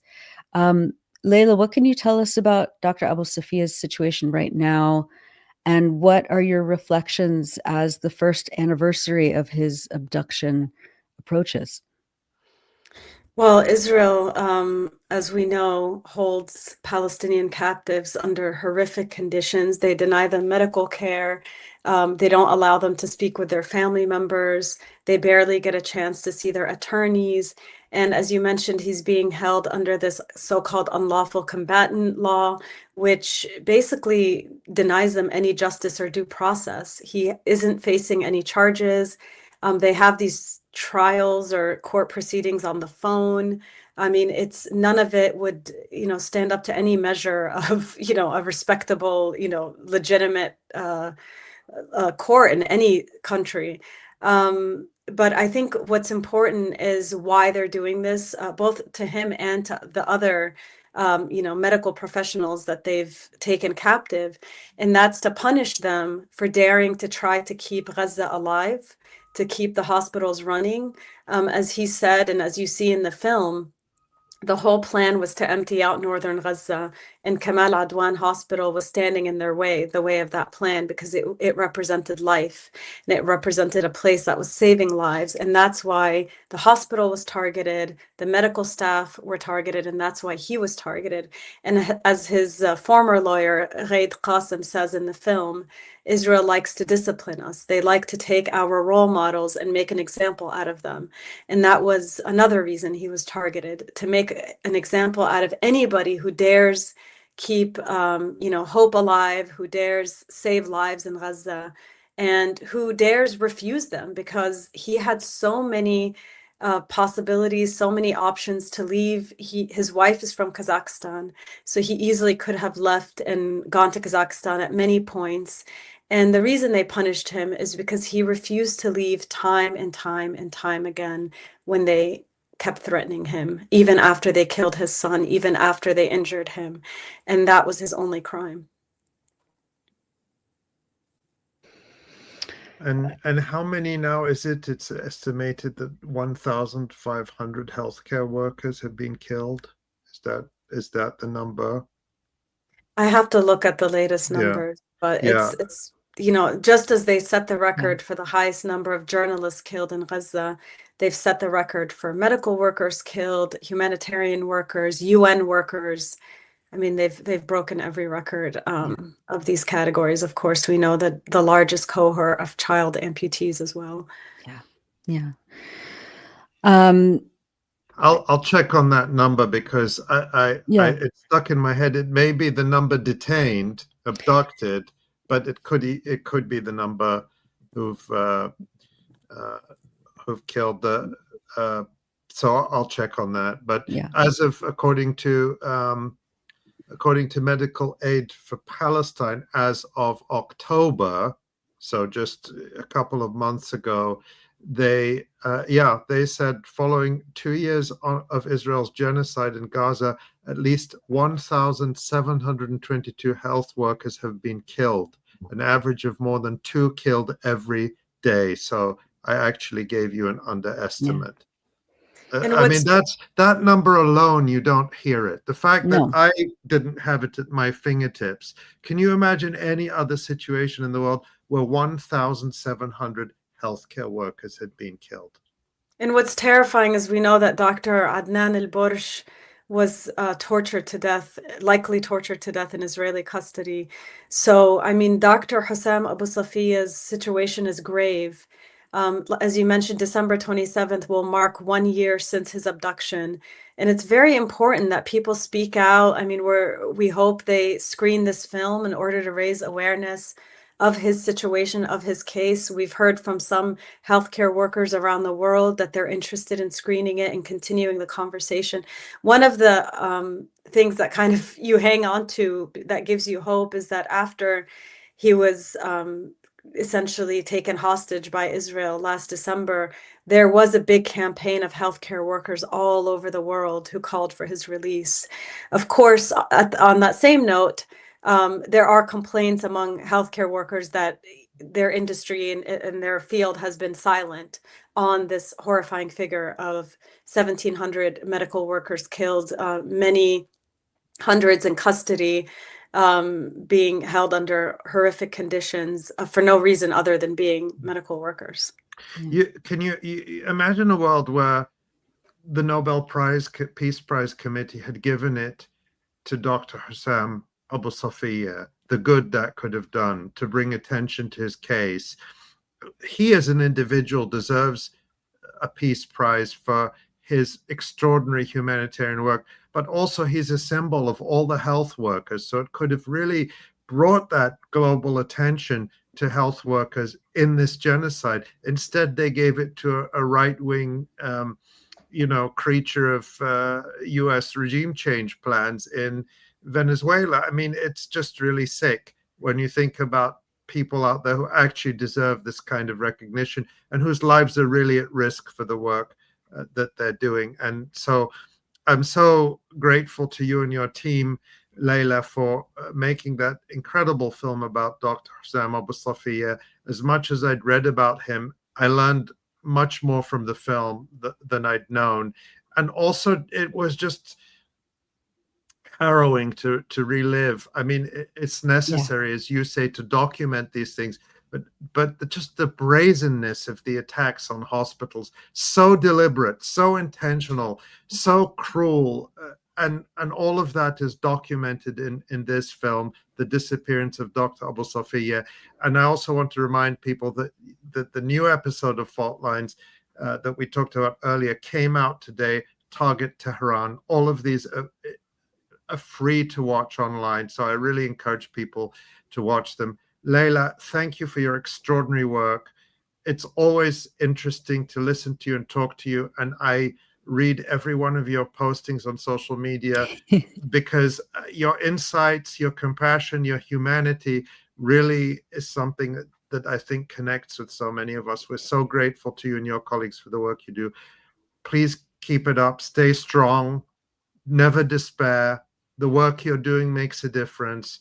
We're reaching people, and people should take those videos, those films you made, and show them to friends and family. Organize screenings in their schools, in their churches, in their mosques, in their synagogues, wherever you are. Sit people down and watch them, and don't stop talking about Gaza. Thank you so much, Laila. Will you come back again soon and continue the conversation? Absolutely. Thank you both so much, and to the entire EI team for everything you do. Thank you. Thank you, Laila. You're a treasure. Thank you so much. Thank you. Oh my God. Yeah, I watched that episode of the disappearance of Dr. Abu Safia when it came out in September, and it was one of those things where, you know, I had to just put my computer down afterwards and take a walk around the block to compose myself. I mean, it's one of the most. It was tough because you know, yeah. I want people to see it. Yeah. In a way, it's tough to watch. It's hard necessary. to turn away from it, but it also does reaffirm. You see people who are not, you know, they're not superheroes. They're flesh and blood like everyone else, but making conscious choices to stand by their people, to care for the most vulnerable, to stay under danger and fire, to help other people, to refuse to abandon them. And those are just human beings, the way Hillary Clinton is a human being. You know, yes.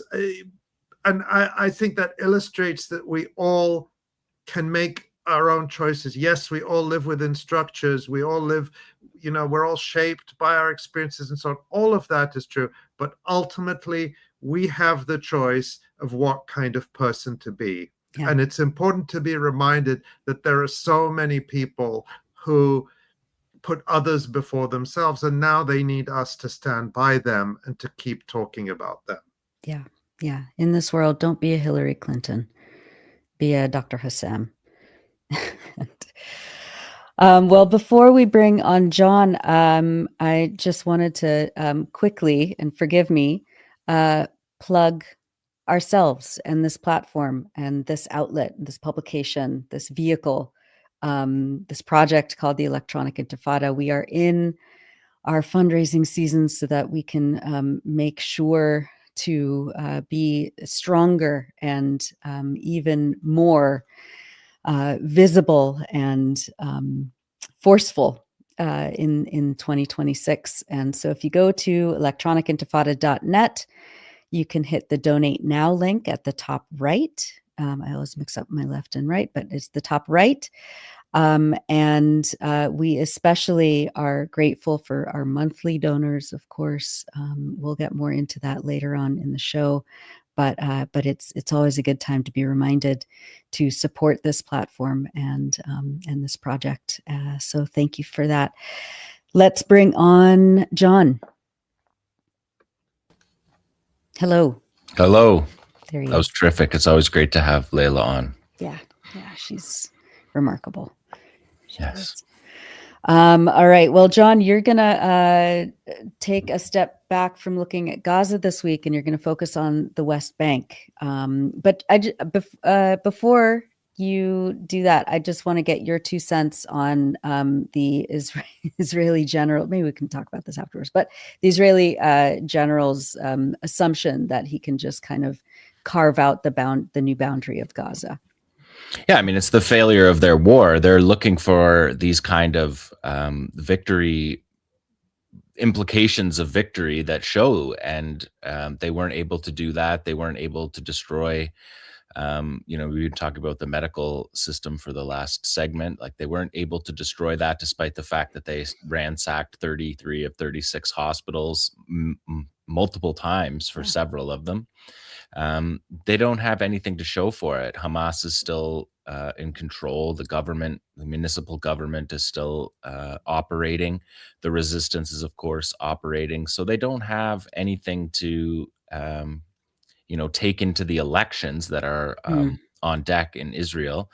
And so the idea that you occupy 56, started at 53, then it was 56. Asam al-Labia, he did an excellent story that put the number at 62%. Then on your segment this morning, Nora, you're talking about them being moved even further. So we're now into beyond the 62%. And then they sell this in Israel as an achievement. Right. The only achievement is genocide, and to warehouse Gaza. That has always been where Israel believes their military successes are, because they can't get them in any other place. They don't get them on the battlefield. We watched for 700 days of ground war. They didn't get victory images from there. And so they're trying to hold on to parts of Gaza that are, Well, I know you'll have a lot more to say about that in the coming weeks. So thanks, Jon. And Ali, do you want to do the honors? Sure thing. Take it away, Jon.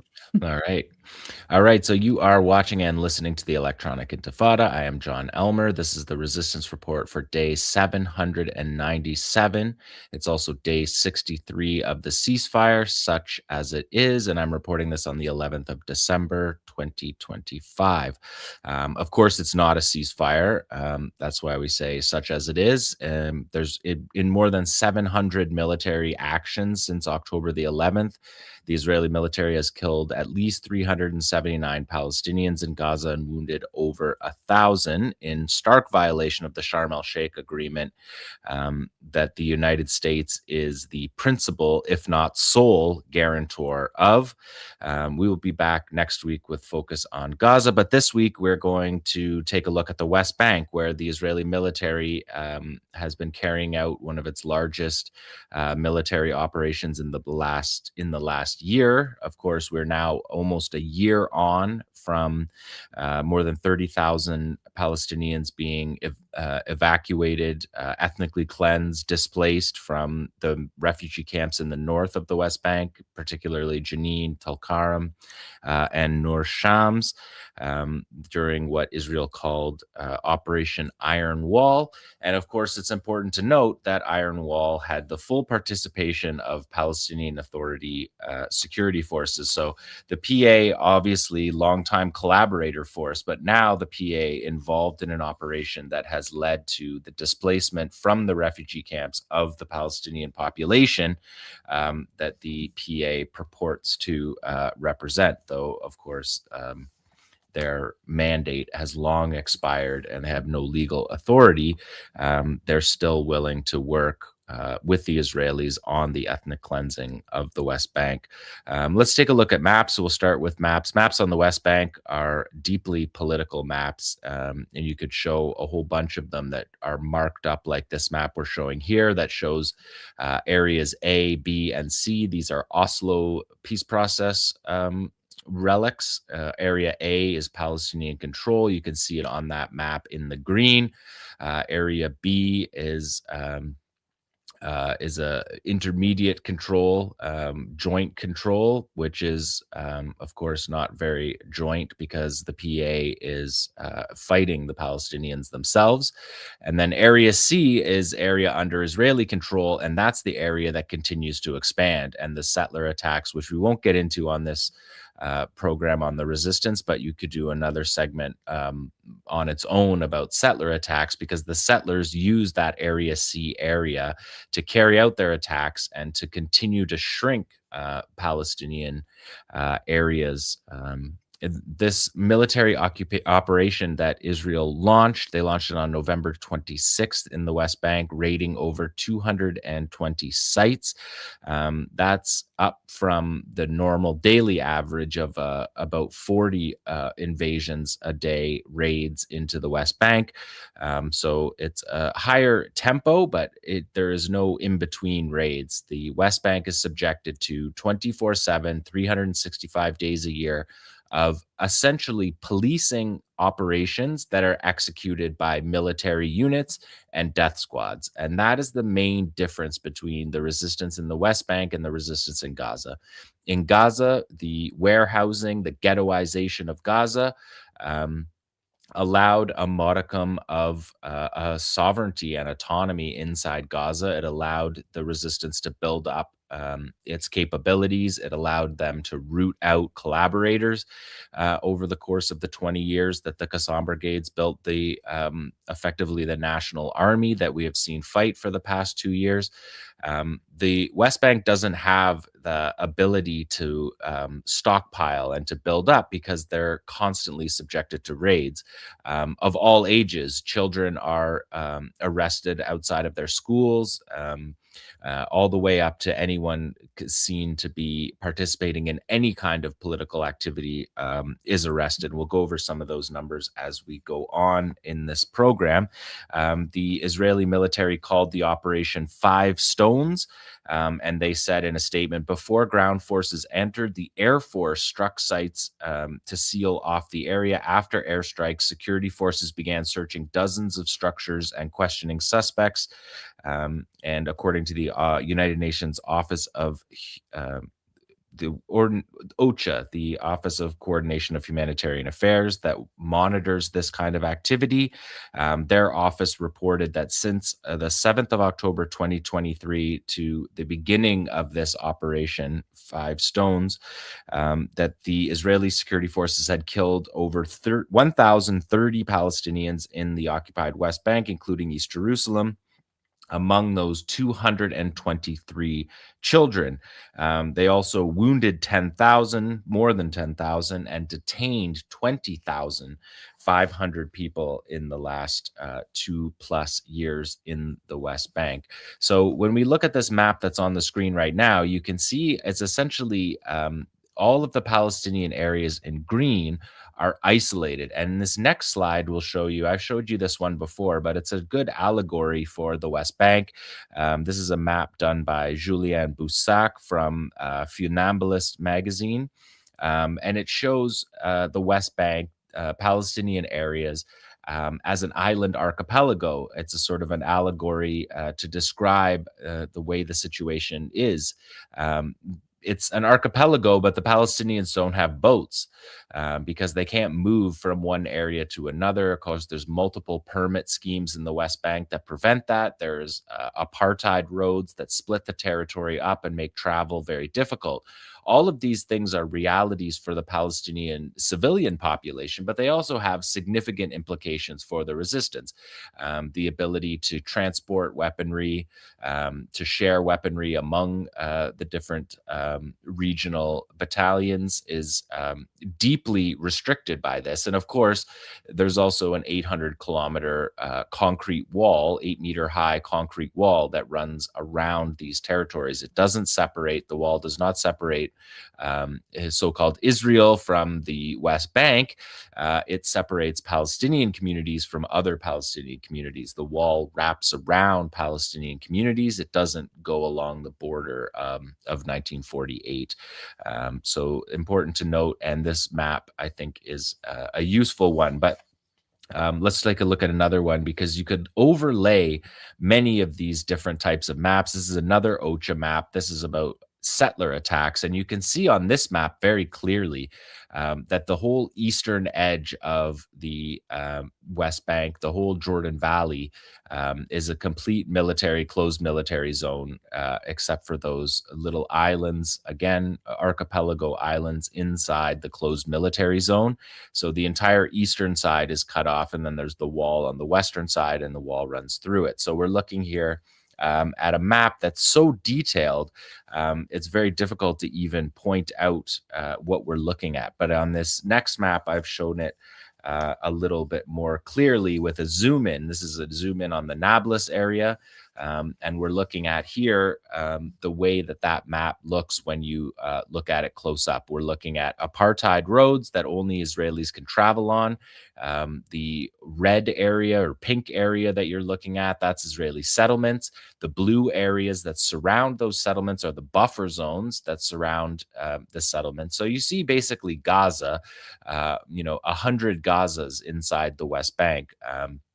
You can see the way that blue, the closed military zone around the settlements, you can see how the roads travel through that area And that's the way the apartheid roads function. There's, of course, checkpoints, permanent checkpoints, flying checkpoints that show up at any given moment. There's partial checkpoints that are occasionally staffed. There's partial checkpoints with open gates, with locked gates. There's closed roads. There's observation towers that you can see on this map. Earth mounds, roadblocks, earthen walls, road barriers, trenches. All of these are used to separate Palestinian areas and to reinforce Israeli settlements in the West Bank. Again, we could do an entire segment just on this map that you're looking at right now. It's such a deeply political map, the way that Israel has carved up the West Bank.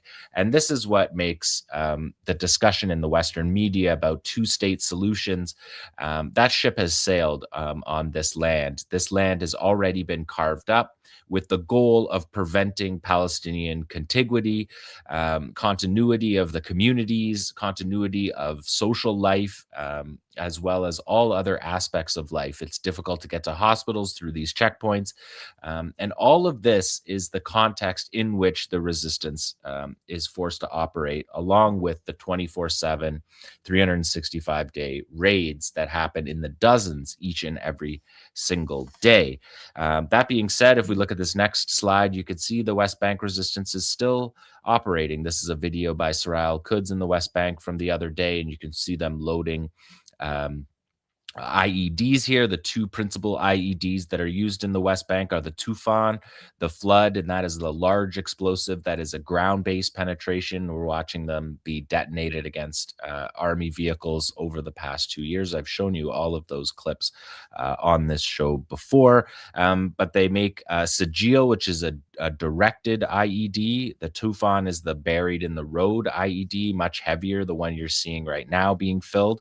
But they also make grenades and anti-personnel explosives that are used in the context of the battle in the West Bank, where, unlike in Gaza, the Israelis never leave their tank. At this point in Gaza, they're in the West Bank, they're walking on foot, which makes hand grenades and self-propelled explosives meaningful. 𝐓𝐡𝐞 𝐄𝐥𝐞𝐜's field commander spoke about this the other day at the launch of the operation, just after the launch of the operation. He said, for several weeks, the leaders of the Zionist enemy have been trying to create weak and pathetic field achievements in an attempt to break the fighting spirit of our resistance and the heroes of our people by assassinating the fighters of 𝐓𝐡𝐞 𝐄𝐥𝐞𝐜 in the cities and towns in the occupied West Bank. We implemented appropriate plans suited to the field data and conditions after studying and analyzing the behavior of the enemy army and sensitive information which we obtained from drones that our fighters dealt with using appropriate firepower, shooting down a number of them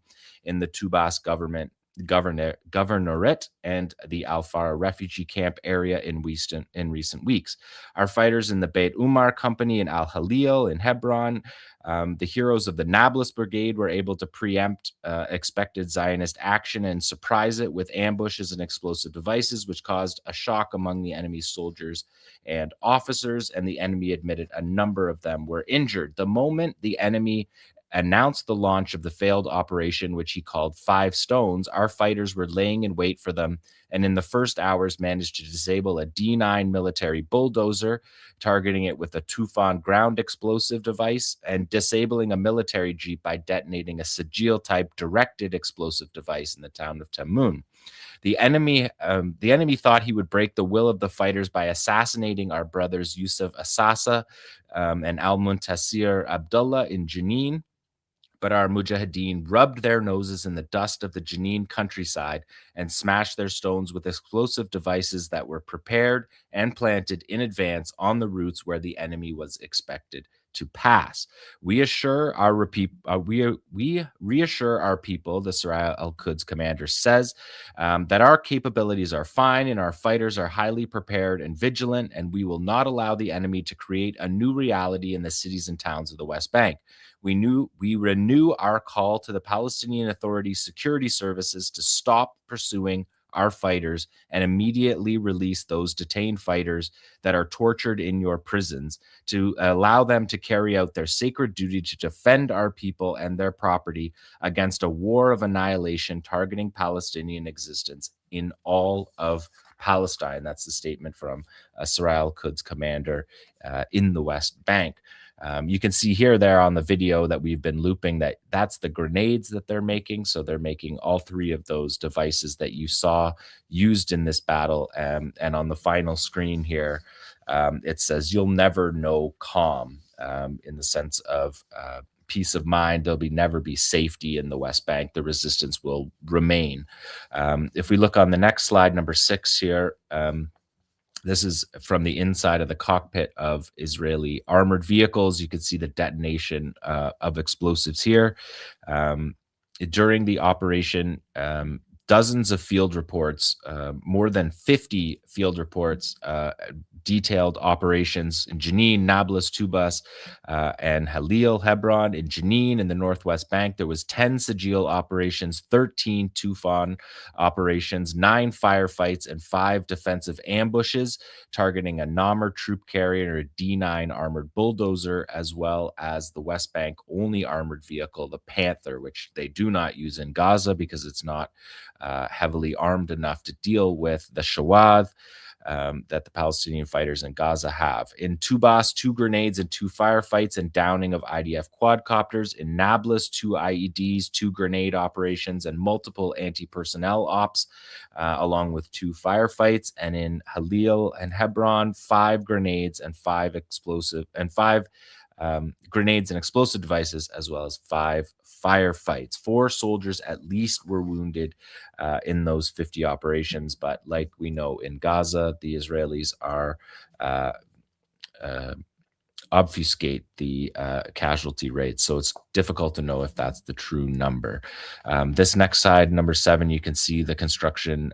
This is the Israeli military now showing their successes, what the Saraya commander called their pathetic achievements. You can see there the hand grenades that were being used. The Israelis are bragging about that. They say in this statement, IDF troops from the Commando Brigade and regional brigades and the Israeli Air Force, together with Shabak and the Israeli Border Police, completed an operation to counter terrorism in the northern Samaria area over the past 2 weeks. During the operations, troops eliminated fighters, apprehended dozens of wanted suspects, and questioned many additional suspects. The troops also located and confiscated hundreds of thousands of shekels, dozens of weapons, including pistols and Carlo-type improvised weapons, ammunition, and knives. This is the IDF statement. In addition, more than 30 targeted airstrikes were conducted by the Israeli Air Force. And further, they also located inciting materials and Hamas supporting books. So they're raiding the West Bank, stealing money, grabbing a few pipe bombs, and bragging about taking books off people's bookshelves in the West Bank. So this is somewhere less than impressive for the Israeli military. We look at the next one, we can see, are we on number 8? The homemade grenade. Yeah, you can see the fighter here in his tactical vest holding one of those homemade grenades that was found in a building in Jenin. So these are very minimal accomplishments. But of course, you can see these fighters are fighting with what they can. They're manufacturing their own weaponry the same way as in the Gaza Strip. And you can see the fighter there in his tactical belt has one of those grenades ready for use. The next slide, you can see another West Bank innovation. This is called the Carlo. It's a homemade gun that is created by spare parts from other guns and metallurgy that's done in foundries to create these weapons. And these weapons are used throughout the West Bank, building their own guns to carry out the battle in the West Bank. So that's the Carlo, and Israel's bragging about finding one of those during this widespread operation that they're bragging about. This next slide, 9B here, really shows you the accomplishments of the military. We're looking here at 3 pocket knives, sub-pocket knives. They're smaller than pocket knives, and they're bragging about it. The one on the right, clearly homemade, which is impressive, but the other 2 are, 2-inch long blades. The one looks more like a nail file than it does a weapon. But this is it. This is what the Israelis, this was the culmination of their operation. So they showed us a couple of homemade guns, a few homemade hand grenades, and here we're seeing homemade guns and pocket knives that you'd use for opening mail. So dishonorable operations were not limited to these. Of course, the Israelis also went around and rearrested people released in the prisoner exchanges over the past year and a half. Mohammed Al-Arda was infamously arrested the other day in Jenin. He is one of the 6 fighters that escaped from Gilboa prison in the Freedom Tunnel escape, where a spoon was used to dig out into the tunnel system underneath the prison, and they made it out free and were free for many days. When Mohammed Al-Arda was released back to Jenin, the first thing he said when he got off the bus was, "To the people of Gaza, O people of Gaza, you are the most honorable and noble people. You are the crown on our heads and the head of this nation. If there is anything to be proud of in this history of these nations, it is the Gaza Strip," he proclaimed. And the operation of the Gilboa prison escape was organized by Mohammed Al-Arda's cousin, Mahmoud Al-Arda. The Israelis also arrested Mohammed Naji Sabha. He is a author and military science writer who spent many years in prison. He's wrote a book on guerrilla warfare. Again, so very dishonorable to be rearresting people that were released in a prisoner exchange and exchanged for Israeli soldiers, and to then rearrest them. It just casts doubt on all of these deals. And people who follow this show every week will know that that's not surprising, but it is dishonorable, and it makes it very difficult to have any serious negotiation with the enemy of the Palestinians. Let's take a look at this next one, because really what the Israelis have been doing over the last year, this is a map from the Israeli military. This map came from the 877th Judea and Samaria Division. This is courtesy of Abdallah, who's filing a complaint for war crimes and crimes against humanity against the Israeli generals who are in charge of this operation. But you can see this is the original document, so it's difficult to see, but you can see that there's hundreds of dots on this map of the Jenin refugee camp that you're looking at. This map was handed out to people in Jenin. They were given 24 hours to leave the camp entirely with what they could carry on their backs. We reported on this at the time in January of last year. They left and they left the camp so that the Israeli military could destroy the camp. And along with this map came this order from the Israeli military that says, "By virtue of my powers as a military commander and my other powers under any law, and since I believe that the order is necessary for purely military purposes, I hereby order the following. I hereby order the demolition of the buildings. In the process of demolishing the buildings, the process of demolishing the buildings shall begin within 24 hours from the time of the signing of this notice." That is what people got in Jenin and were forced out to carry out only what they had on their backs. And at the time, Major General Avi Bluth, who's the chief of the Central Command, which is the regional command for the West Bank, he said in April, quote, "We are operating in the refugee camps and carrying out significant operations that change the character of the entire area." Smotrich followed up that by saying the perception of security must change. Tulkarm must be reduced to ruins. So we're looking at Jenin here. If we look at the next satellite maps, we can see here the Jenin refugee camp. And then we're going to see it's going to fade in to show you the number of buildings that were targeted in the Jenin camp. Hundreds. It's unknown because the number that they said was dwarfed. And there you can see the reason why. The reason why is to cut those corridors through the map. So there's the houses that you're seeing, and there's the corridors. And cutting these corridors has been a dream for the Israeli military, going back to the Second Intifada, when their forces were defeated in the Jenin refugee camp in 2002 in the Battle of Jenin. They were killed in the alleys. More than 24 soldiers were killed, 13 in one day. That was the most Israeli soldiers that had died in a single day, going back to the 1982 Lebanon War. And they were killed in the alleys of Jenin, particularly one ambush in the bathtub that is called area of Jenin, where soldiers were lured into the alleys and attacked from all directions, killing 13 in seconds. And since that day, they have wanted to, well, the response to it at the time was, of course, to demolish the Jenin refugee camp.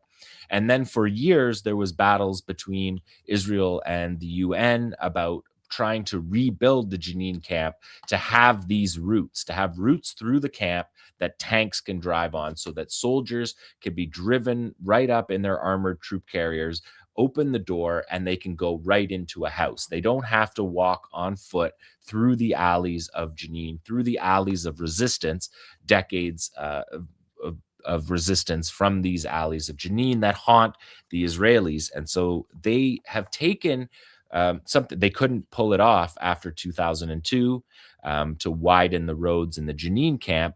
And before the genocide in Gaza, it was considered a red line to ethnically cleanse refugee camps, have people out of their homes indefinitely, and then to completely just redraw the routes through the camp. But of course, the genocide had no red lines, and Israel saw that.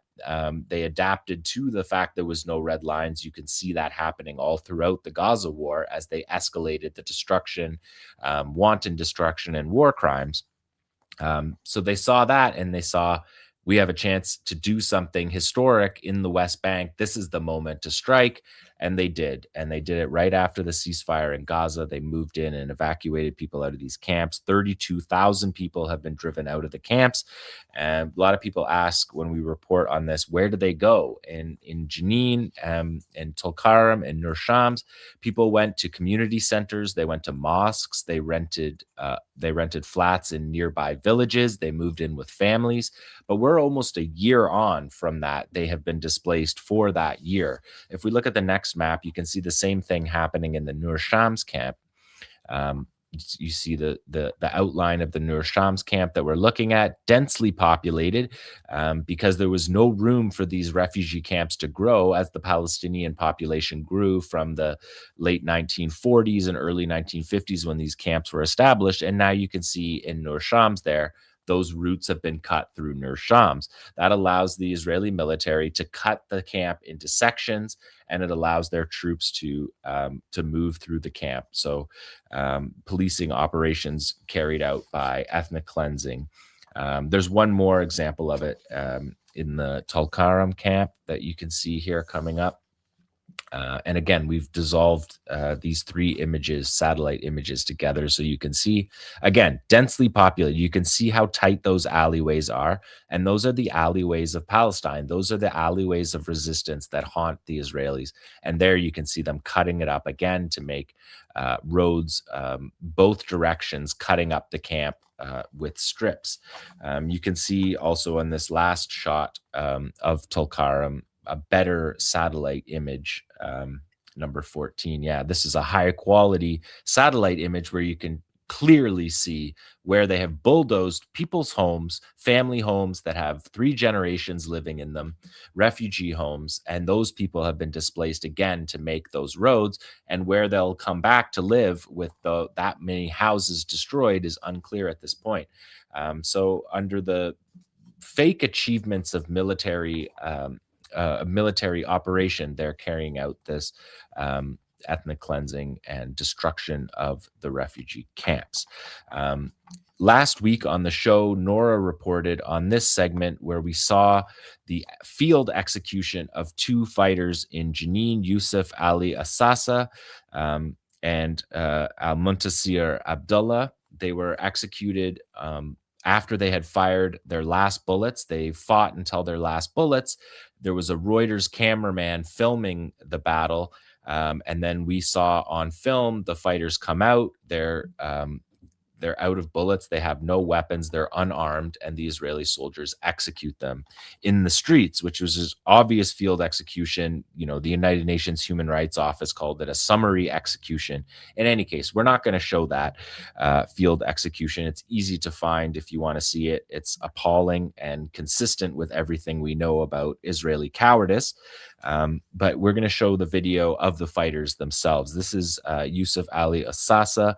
He's addressing the fighters in Jenin. He's a commander of the Jenin brigades. We're looking at him addressing his fighters in the camp here. And in this video, he says that the resistance and the Palestinian people, he says of the resistance and the Palestinian people, that the path of liberation is long and costly, but we will be victorious. We will be freed from this occupation, and we tell them we will continue on this path no matter the cost. Our martyrs, the ones before us and the ones that came after, are the beacons of light that guide the path to liberation. We will continue on this path no matter the cost. So that's Yusuf Ali Assasa. He was field executed in Jenin and caught on camera. And of course, there will be no repercussions for Israel at the current moment, but that'll just add that case to the file for the Hague trials that necessarily have to come out of these 2+ years of Israeli crimes. So that's the fighter addressing his fighters in the camp. And that is the resistance report for day 797 of Israel's genocidal war.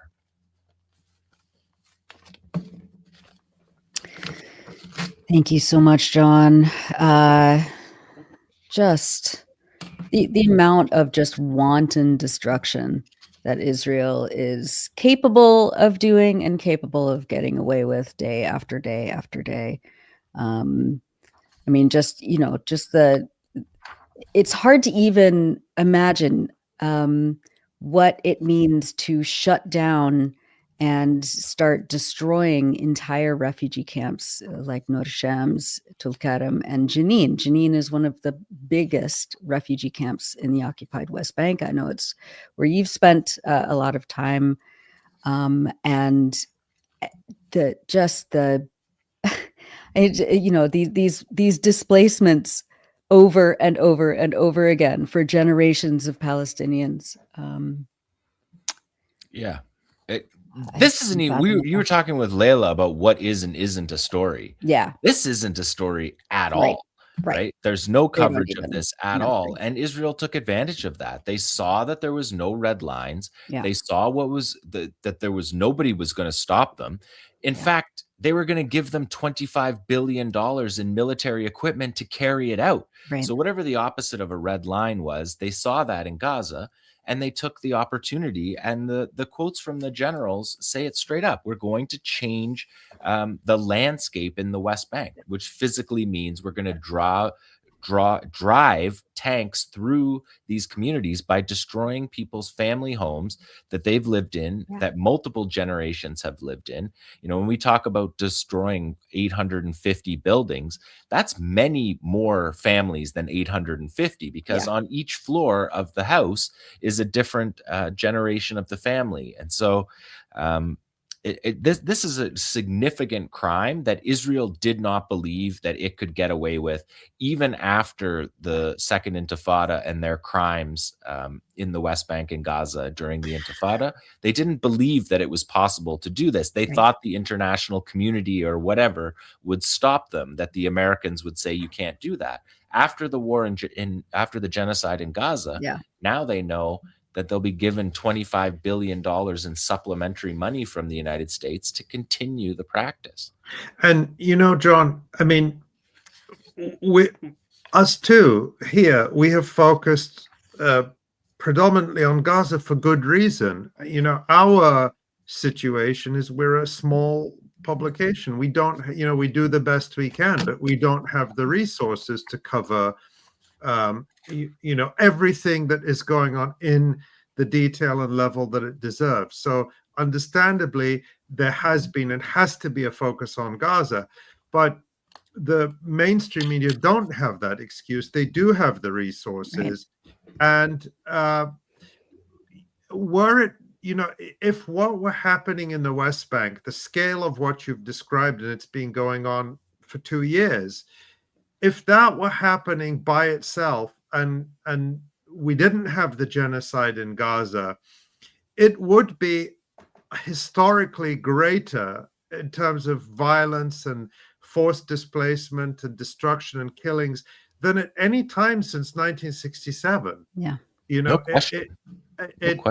It would be the story to the extent that the media were going to focus on Palestine.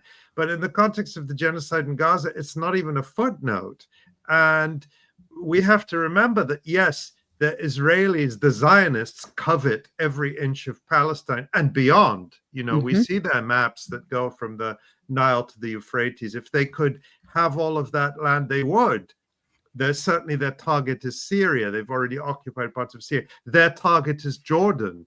The Zionists yearn for the destruction of Jordan, and either to take over much of its land or to use it as a dumping ground for Palestinians in the West Bank. They yearn for the destruction of Lebanon, the partition and destruction of Lebanon.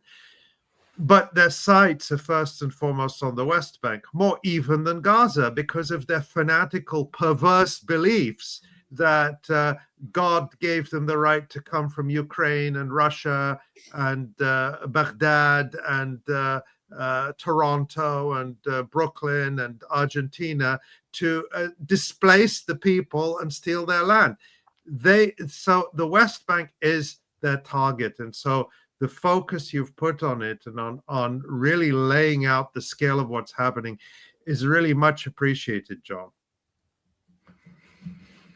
Yeah, it's horrific. And in the news report, I highlighted the ongoing destruction of agricultural land, especially during the olive harvest season. I mean, we saw those bulldozers just ripping to shreds these ancient olive trees belonging to elders of the village near Nablus.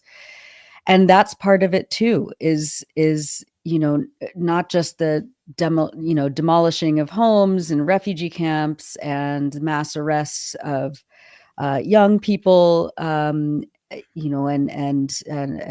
all of these, hundreds of checkpoints, but it's also it's the destruction of all livelihood and identity and cultural tradition in those places that Palestinians have been in for millennia.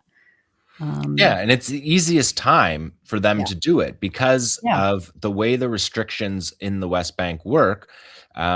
If settlers come out into your field, it shrinks your area of sovereignty. And so they work hand in glove. And I'll do a segment on the settlers. I couldn't do both in the same one because there's so much to cover in the settlers. But they have taken this opportunity where Israel has closed off through checkpoints villages and separated them from each other even more than previously. That leaves their fields difficult to tend, and the settlers move into that area and take that land. So the way the settlers and the army interact, and the police, of course, especially now with Ben-Gvir, and the arming of the settlers, right? Like the military arms the settlers, the police arm the settlers, and the killings that happen in the West Bank happen with Israeli military issued weapons. So they work hand in glove, and ultimately the goal is to shrink those islands of Palestinian autonomy, such as it is, smaller and smaller. It's really destroyed life as it should be in the West Bank. It's very difficult for people from Ramallah or from Bethlehem to travel to Jenin. It's very difficult, and it's dangerous for the resistance to move around because you could be at any moment hit with a flying checkpoint, and they just arrest everybody, right? They arrest 12-year-old kid outside of a school, they're definitely going to arrest the military-aged male that they encounter at a checkpoint. So it makes it very difficult for the resistance as well as for general society in the West Bank to operate. The schools, the children who are displaced from those camps are supposed to be in school in those camps. So they miss an entire year of school, or they go into an already overcrowded school in another area and try to catch on there. It's just made life really difficult on an hour-to-hour basis for people in the West Bank, and we just never hear about it. Yeah. Well, thanks again for that, Jon. And Ali, you had a couple of quick discussion items that you wanted to bring up, especially kind of bringing it back to here, to the US, where any discussion, critical discussion about what Israel is doing, the ideology of the Israeli project, is of course being punished inside US college campuses. There are a couple of recent developments, especially at Harvard and at UC Berkeley, about suppressing speech that's critical of Israel. So take us through that. Yeah, Nora, as we've been talking about, the censorship, the repression is on every front, on social media, on mainstream media, and of course a key site for that repression has been colleges and universities, where the Hillary Clintons of the world are terrified that young people are learning the truth, and we need to put a stop to that. And remember, of course, all of the US universities, and the same could apply across Europe and Canada and the West in general, they claim to be the bastions of free speech, and where people come in order to be challenged with difficult and unfamiliar ideas, and where debate is sacred, and don't come to university if you're worried about having your feelings hurt, because that's where you go to battle it out in the realm of ideas. We've all seen this propaganda in their marketing pamphlets and in their self-serving statements, and we know the reality is very different. And so let's start with this story out of Harvard just yesterday. We can see the headline here from the Harvard Crimson. Harvard dismisses director of FXB Center for Health and Human Rights. And what we learned from the story is that Harvard on Tuesday forced out the director of the François-Xavier Bagnoud Center for Health and Human Rights. Yet another shakeup at a center whose programming on the Israel-Palestine conflict has been a flashpoint within the university and a focus of attacks from the Trump administration. So they fired the head of the center, a human rights expert and health expert, Mary T. Bassett. She's stepping down from her role, and they're going to completely change the center's focus towards children's health with a focus on early development. Now, what the center's work currently focuses on, and apparently what was totally unacceptable, was on human rights and the health impacts of social and political problems, including migration, anti-Roma racism, and the Israel-Palestine conflict, according to the Harvard Crimson, who also says the center has faced criticism over its Palestine program for health and human rights. Critics, including former university president Lawrence H. Summers, that name is familiar. Yeah, he just stepped down after the emails revealed he was taking dating advice from convicted child rapist Jeffrey Epstein. So it received criticism from Lawrence Summers and a group of congressional Republicans led by Representative Elise Stefanik,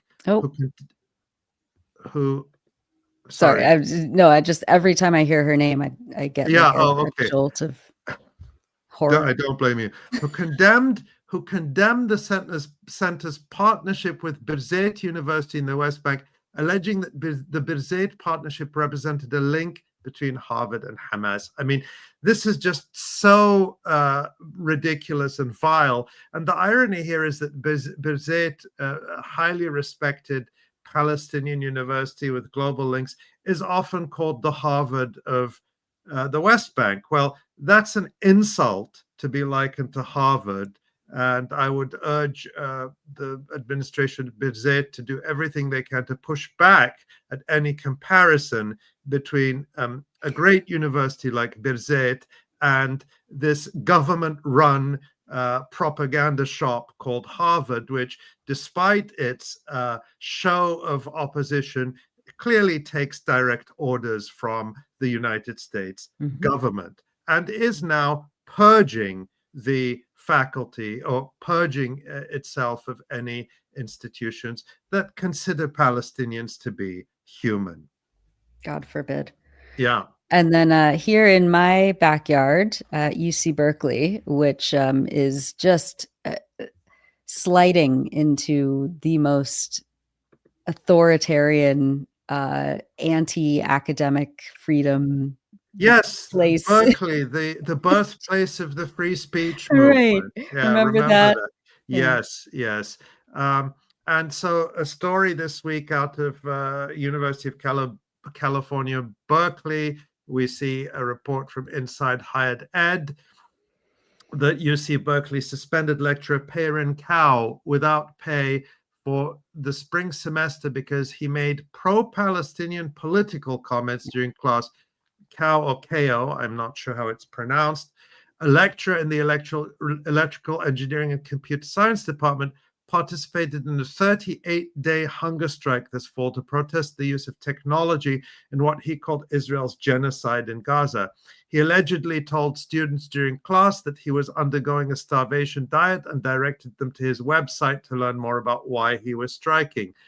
Also last spring, 𝐄𝐥𝐿 allegedly made off-topic remarks, including about the conflict in Israel and Gaza, an expression of solidarity with a protest happening outside the classroom, Google's business dealings with Israel, UC's investment in companies that themselves invest in companies that supply bombs, and calls for solidarity with those in Gaza and to free Palestine. Executive Vice Chancellor and Provost Benjamin Hermelin wrote in his letter recommending that 𝐄𝐥𝐿 be suspended. So, yeah, things like expressing solidarity with civilians being bombed is off limits. And Hermelin, this dean, determined that 𝐄𝐥𝐿 violated a Board of Regents policy requiring that instructors only discuss content relevant to the course in session during class time. Look at these restrictions. Amazing. Look at these restrictions. Like, it's just unbelievable. Like, I mean, the idea that electrical engineering and science don't have implications beyond voltage and current, and these are things that implicate the environment, the sustainability of the earth. You're engineering a data center, you have to worry about water resources, you have to worry about impacts on the environment. So, but we're not allowed to talk about anything now outside these limits. Well, I'm sure if he talked about, Israel's invention of the cherry tomato, he wouldn't have been alleged. Well, I'm saying, if he talked about that as a matter of an engineering marvel, I'm sure he wouldn't be suspended at all. I'm sure he would actually get some sort of, I don't know, sabbatical to go to Israel and see the cherry tomatoes, allegedly.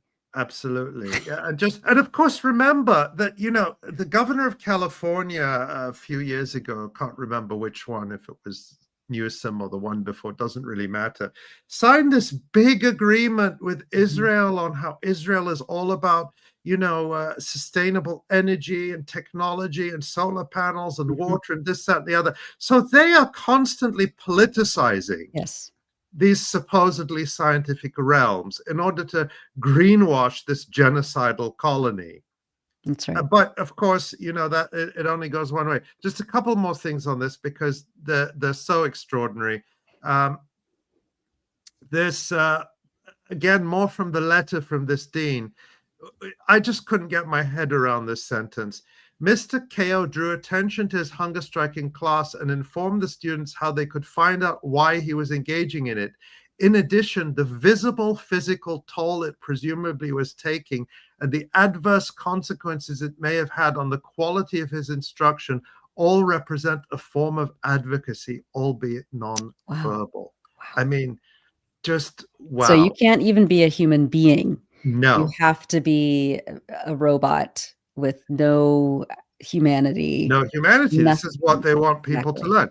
Right. And just finally, a quote from 𝐸𝐴 𝐄𝐿 himself, because I think it's important we hear from him.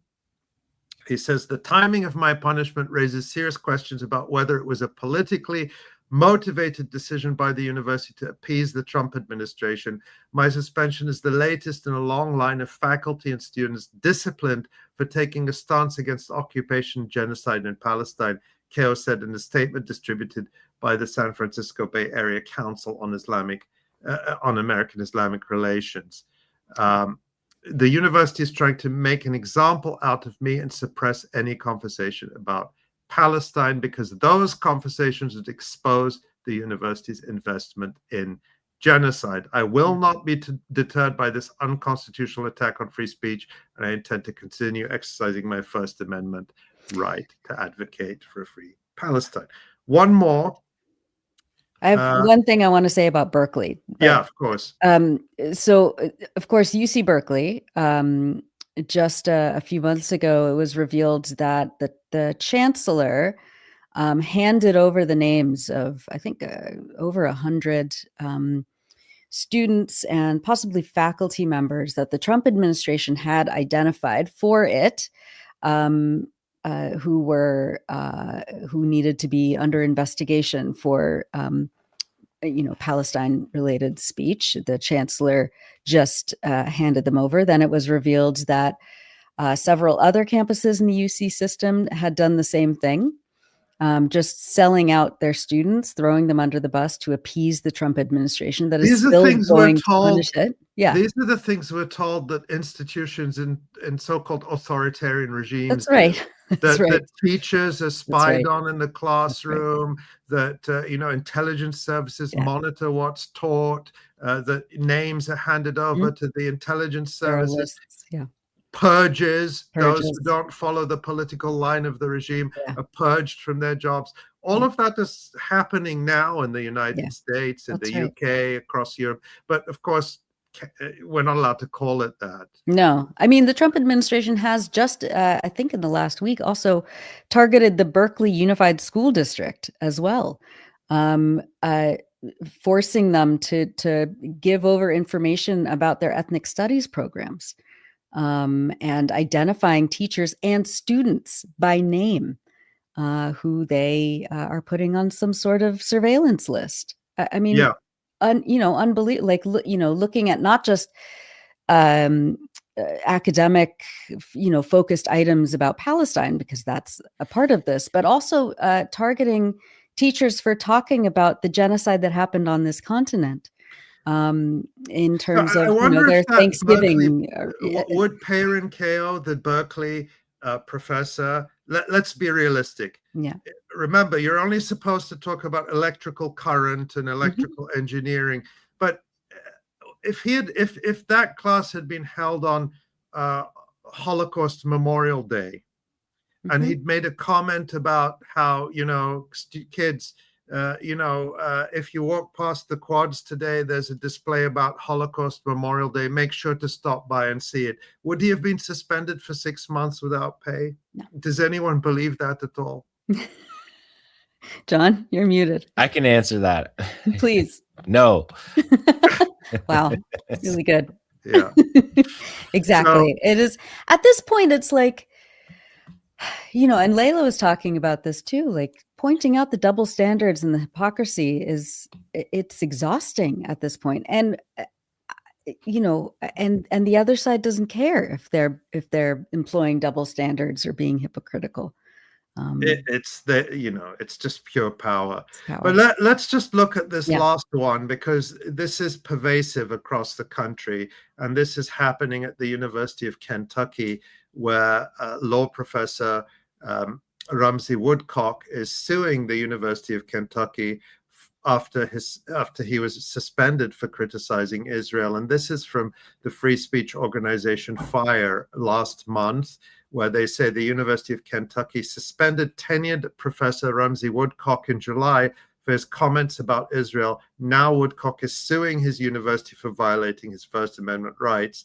Woodcock's lawsuit filed last week in federal district court in Kentucky asks the judge for two things: let him go back to teaching and stop the university from enforcing the International Holocaust Remembrance Alliance's definition of anti-Semitism. This is something we've talked about many times, this bogus definition that, you know, they make it sound like all sacred by saying International Holocaust Remembrance Alliance. What is the International Holocaust Remembrance Alliance?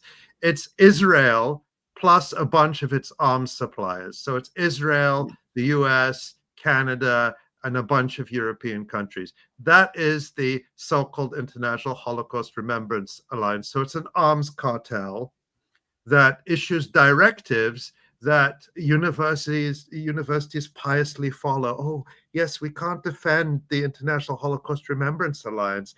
Israel and its arms suppliers, who convene by coincidence. By the way, it's a complete coincidence that most of the International Holocaust Remembrance Alliance's so-called definition of anti-Semitism has to do with criticizing Israel. 7 out of 11 examples. 7 out of 11 examples. Complete coincidence, nothing to do with the fact that this bogus organization is just Israel and its weapons suppliers. Anyway, basically, so he's suing. Now, Ramsey Woodcock is accused of not even though there's nothing wrong with speaking in a class. Remember, the classroom is supposed to be where we're all challenged and we're all able to, you know, share our ideas and all this stuff. He's not even accused of that. He's accused of posting a petition on a personal website outside classroom time, outside his university job. And what FIRE says, the free speech organization supporting, or actually what his lawsuit says, the university's suspension of Professor Woodcock violates his First Amendment right of freedom of expression and his right to procedural due process, discriminates against him in violation of the Civil Rights Act, threatens the democratic principles which sustain this country's form of government, and degrades the quality of education at the University of Kentucky. And FIRE, the free speech group, says a university cannot censor the ideas it dislikes out of existence, and it certainly cannot punish its own faculty for making provocative arguments both at the university and in the court of public opinion. So I just wanted to highlight that case because it shows that this is happening across the country, and there are people like Professor Ramsey Woodcock fighting back and I think doing so very righteously. Yeah. And I know on this live stream in the next few weeks, we'll have some more focused interviews with activists who are fighting back in their own communities against this kind of repression and against, you know, these expanding arms deals and research institutional relationships in their communities. And so, yes, so we will be on that story as we always have been. Let's take a look at the website. There are a few items that I want to highlight. Ali, why don't you talk about your story that you did about Beitar USA, which is probably no stranger to people who are on the internet. But tell us about what you uncovered. Yeah, I've been following Beitar for a while. Of course, this group, it's a very extreme far-right Zionist group that is, you know, is so extreme that even anti-Palestinian groups like the Anti-Defamation League have denounced it, not because I think they disagree with what it says, but because it's embarrassing for Zionists to openly celebrate and call for the mass murder of Palestinian children the way Beitar does on an almost daily basis on its social media accounts. But what really brought Betar to attention earlier this year was the role it apparently played, and this has been confirmed now in some court cases, in supplying names of students to the Trump administration who were then arrested or deported. So they were basically acting as kind of an unofficial intelligence gathering arm for the Trump administration, and supplying names of people whose only crime was to exercise their free speech right to speak up for Palestinian rights. Nonetheless, these people got brutalized, arrested, deported. Everyone knows about perhaps Mahmoud Khalil, the Columbia University student leader who was arrested in March and detained, jailed for so many months. And Betar took direct credit for that. Well, at that time, I looked into Betar and I found that, they are officially a nonprofit, and they're based in New York. They actually provide an address in New York where they solicit money to. And so because I wanted to learn more about them, I looked up their or tried to look up their charity registration documents in the state of New York. They're required to register there to fundraise from New York. And I found that there was no registration, and they have never registered. I did file a complaint with the New York State Attorney General's Charities Bureau, which is still pending, apparently. But what I also did in October was file a Freedom of Information request to find to get any documents I could about the organization, particularly in relation to its non-compliance with New York's fundraising laws.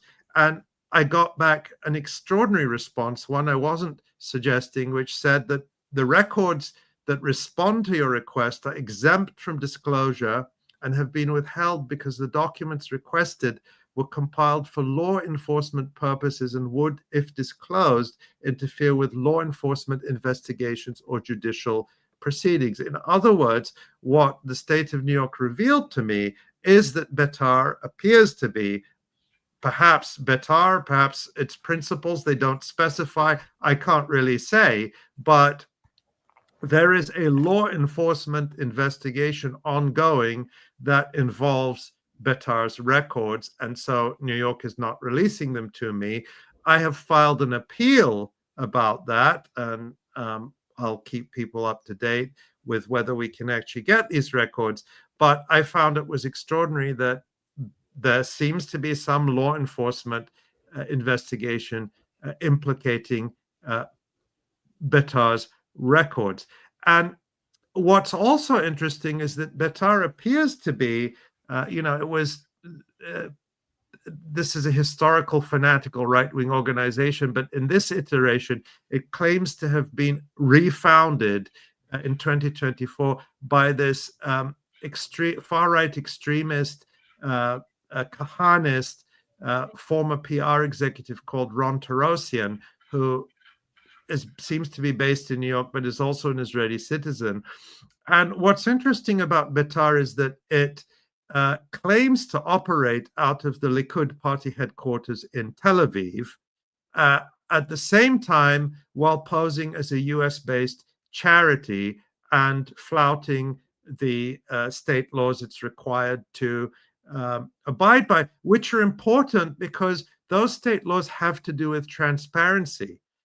People in the US have a right to know who their officers are, who is responsible, and we don't know any of that information because they refuse to comply with the law. So we don't know who this organization really is, and if it is indeed operating out of the Likud headquarters in Tel Aviv, as it claims to be, and giving names to the Trump administration for people to be harassed, to have their lives destroyed, to be imprisoned, to be deported, that this would in effect be acting as an agent of a foreign state in violation of potentially multiple US laws. So let's hope this is, a case of law enforcement pursuing the right people for the right things, and not collusion. But not going after innocent people as usual. So I can't say, I don't want to speculate about who and what is being investigated, because I don't know that at this point. But I'm going to keep pursuing this very shady organization that by its own account is operating out of the headquarters of the Israeli ruling party in order to target US citizens and others for exercising their First Amendment rights. Thank you, Ali. And again, you can go to electronicintifada.net, and your post on that is called "New York Withholds Records on Zionist Group Beitar, Citing Law Enforcement Probe." We have a lot of other features and news posts on there. There's David Cronin's latest. Von der Leyen and Blair still want to boss Palestinians around. Extraordinary investigations, as always, by Dave. He's very good at getting documents out of the EU, who always try to avoid his freedom of information requests in various ways, or to obstruct them. But he's really doing work that nobody else is doing in terms of holding the EU accountable and exposing its complicity. Because we talked about that case a few weeks ago of the Italian journalist who had dared to ask not even a critical question at an EU press briefing, but does the EU think Israel should be made to pay for the damage it's caused in Gaza, just as the EU believes Russia should pay for damage in Ukraine? He was fired for that, apparently.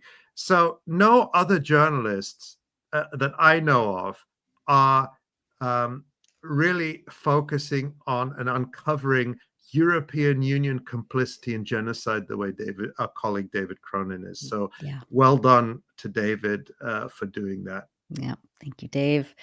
We also have a feature about journalists in the West Bank. Do you want to just give a thumbnail sketch of this one, Ali? This is a great piece by Sina Björkstrand. It's a reportage speaking to reporters in the West Bank who are doing extraordinary work. We rely on them just as we rely on reporters in Gaza, and they are under extreme stress and harassment, both from Israel and also the Palestinian Authority at times. We've seen from time and time again. Of course, many of us are aware of Shireen Abu Akleh, who was murdered in broad daylight in 2022 while she was doing her job. One of the most prominent journalists in the world, and particularly in the Arab world, and Israel felt no compunction about murdering her in broad daylight on purpose. And so you can imagine that journalists who are less prominent, what they face from both Israel, particularly Israel, but also the Palestinian Authority, and they face great personal risk. So this piece by Sina focuses on journalists like Hafiz Abu Sabra, who cover the West Bank and who do it despite all of these real grave risks to their lives. Yeah, absolutely. And that's the voice of, I just lost it. The voice, West Bank journalists persevere to be the voice of our people. And then, of course, we have features from our writers in Gaza. We have an incredible narrative feature by Ra Page, who is a friend of 𝐓𝐡𝐞 𝐄𝐥𝐞𝐜 It's called 𝐓𝐡𝐞 𝐄𝐥𝐞𝐜 and the Online Culture War. And this is... Yeah, of course, just last week marked the second anniversary of Israel's murder of 𝐓𝐡𝐞 𝐄𝐥𝐞𝐜, who was a friend, an educator, an inspiration to many of us. And over the past week. I mean, he's never absent. I mean, the thing is, I'll see or hear something about him almost every day, which is wonderful to see how he continues to influence people, how people remember him, how people apply lessons and things he said. But last week in particular, people were really celebrating and mourning him once again. And I saw so many examples of that. And so we wanted to publish this piece, really an extraordinary piece from his friend Ra Page.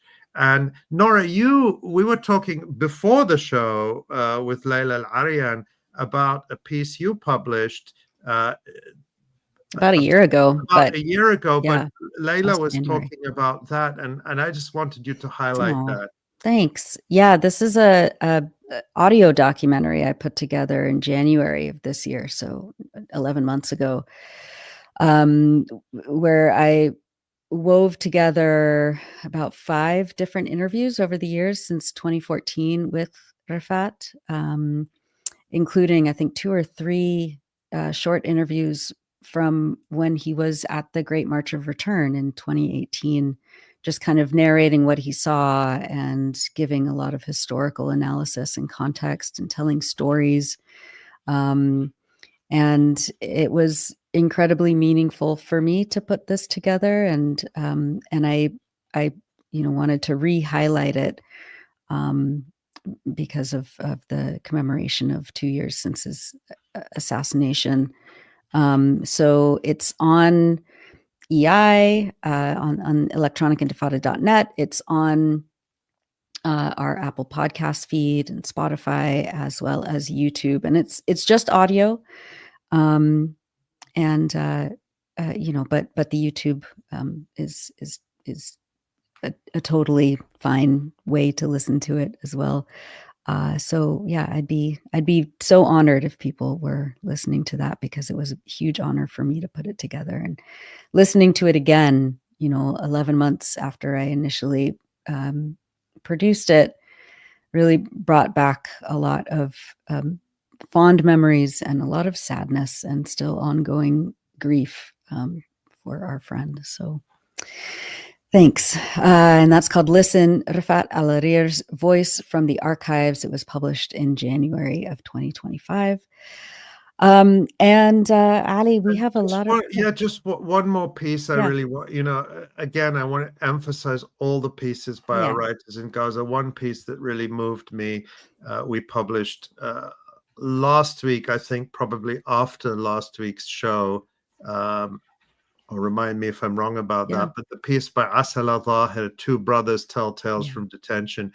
This is about the writer's brothers talking about their absolutely horrific experiences being abducted by the Israelis, like thousands of other people from Gaza, particularly thousands of young men, many of whom were murdered, tortured, and just treated to horrific conditions. And it's so, us being humans, we need to connect with individual stories in a way. Numbers don't always tell it. And this particular telling by Asale about her 2 brothers and their experience in just this horrific detention, her 2 brothers, Hadi and Mu'min, really moved me. But what also moved me about this story is not just their experience, but of course the experience of their family, the utter horror and worry that their family went through, and that so many families are still going through, not knowing the fate of their loved ones. I personally know some of our friends and colleagues in Gaza who've had family members who have been disappeared for more than a year, 2 years, who know nothing about what happened to them. They don't know if they're dead or alive or where they are.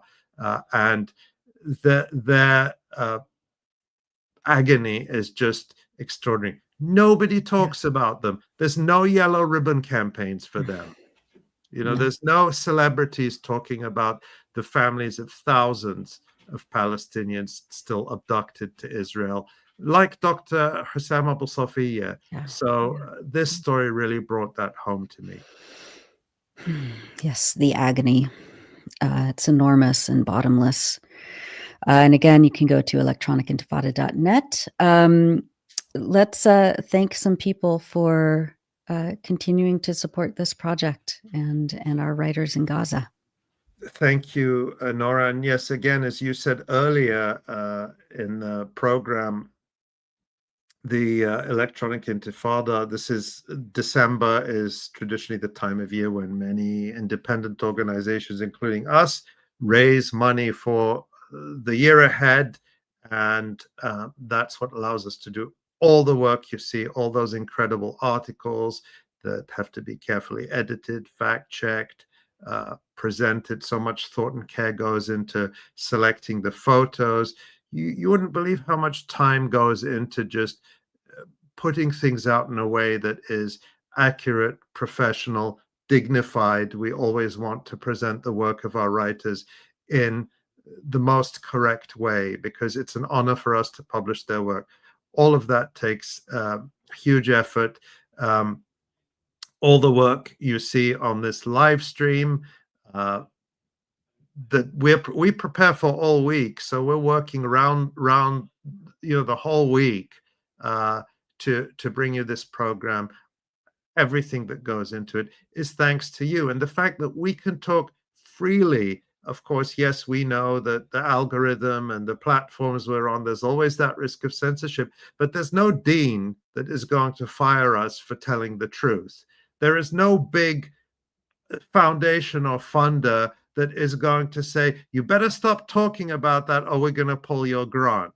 Because you are the grant. You are the people who make this work possible with hundreds, thousands of small donations and a few bigger ones that help us do this really we hope this work, we pour our heart and souls into it because we want it to be the best, and we believe that we should always be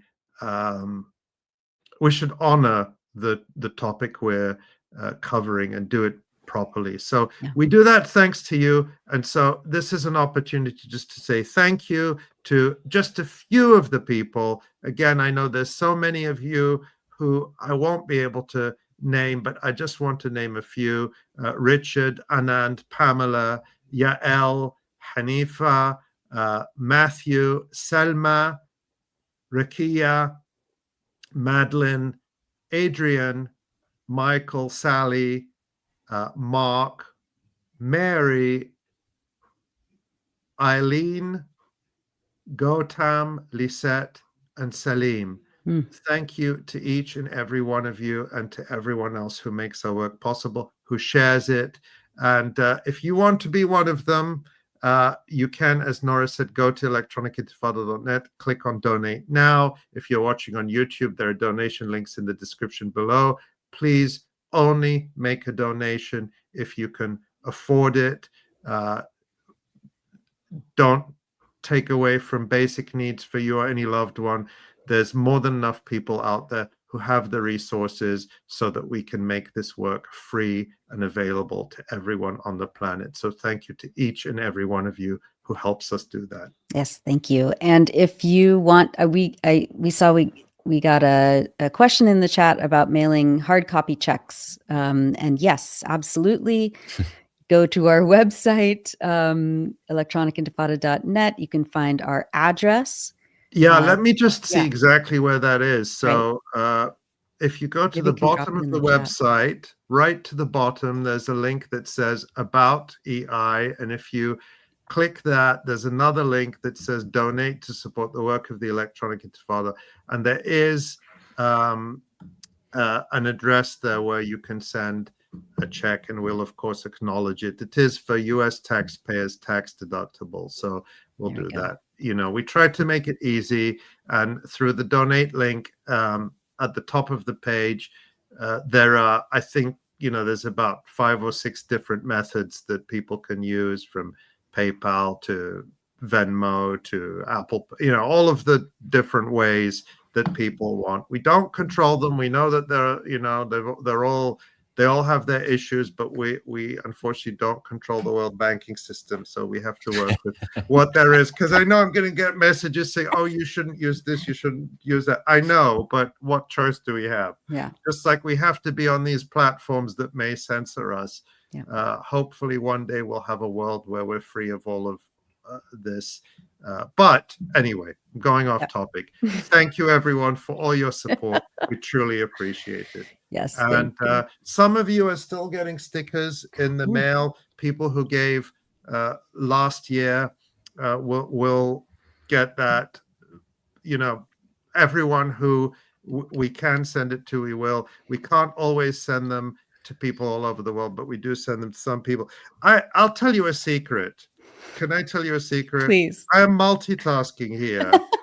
Like while we were in the show, in case you think we have like a big back office team, I was literally stuffing envelopes while watching the Resistance Report. So I packed these stickers in the envelopes myself. Yes, we do have fantastic volunteers who help us with this too, and other team members. It's not just me alone, but I'm doing it, and I'm even doing it during the show.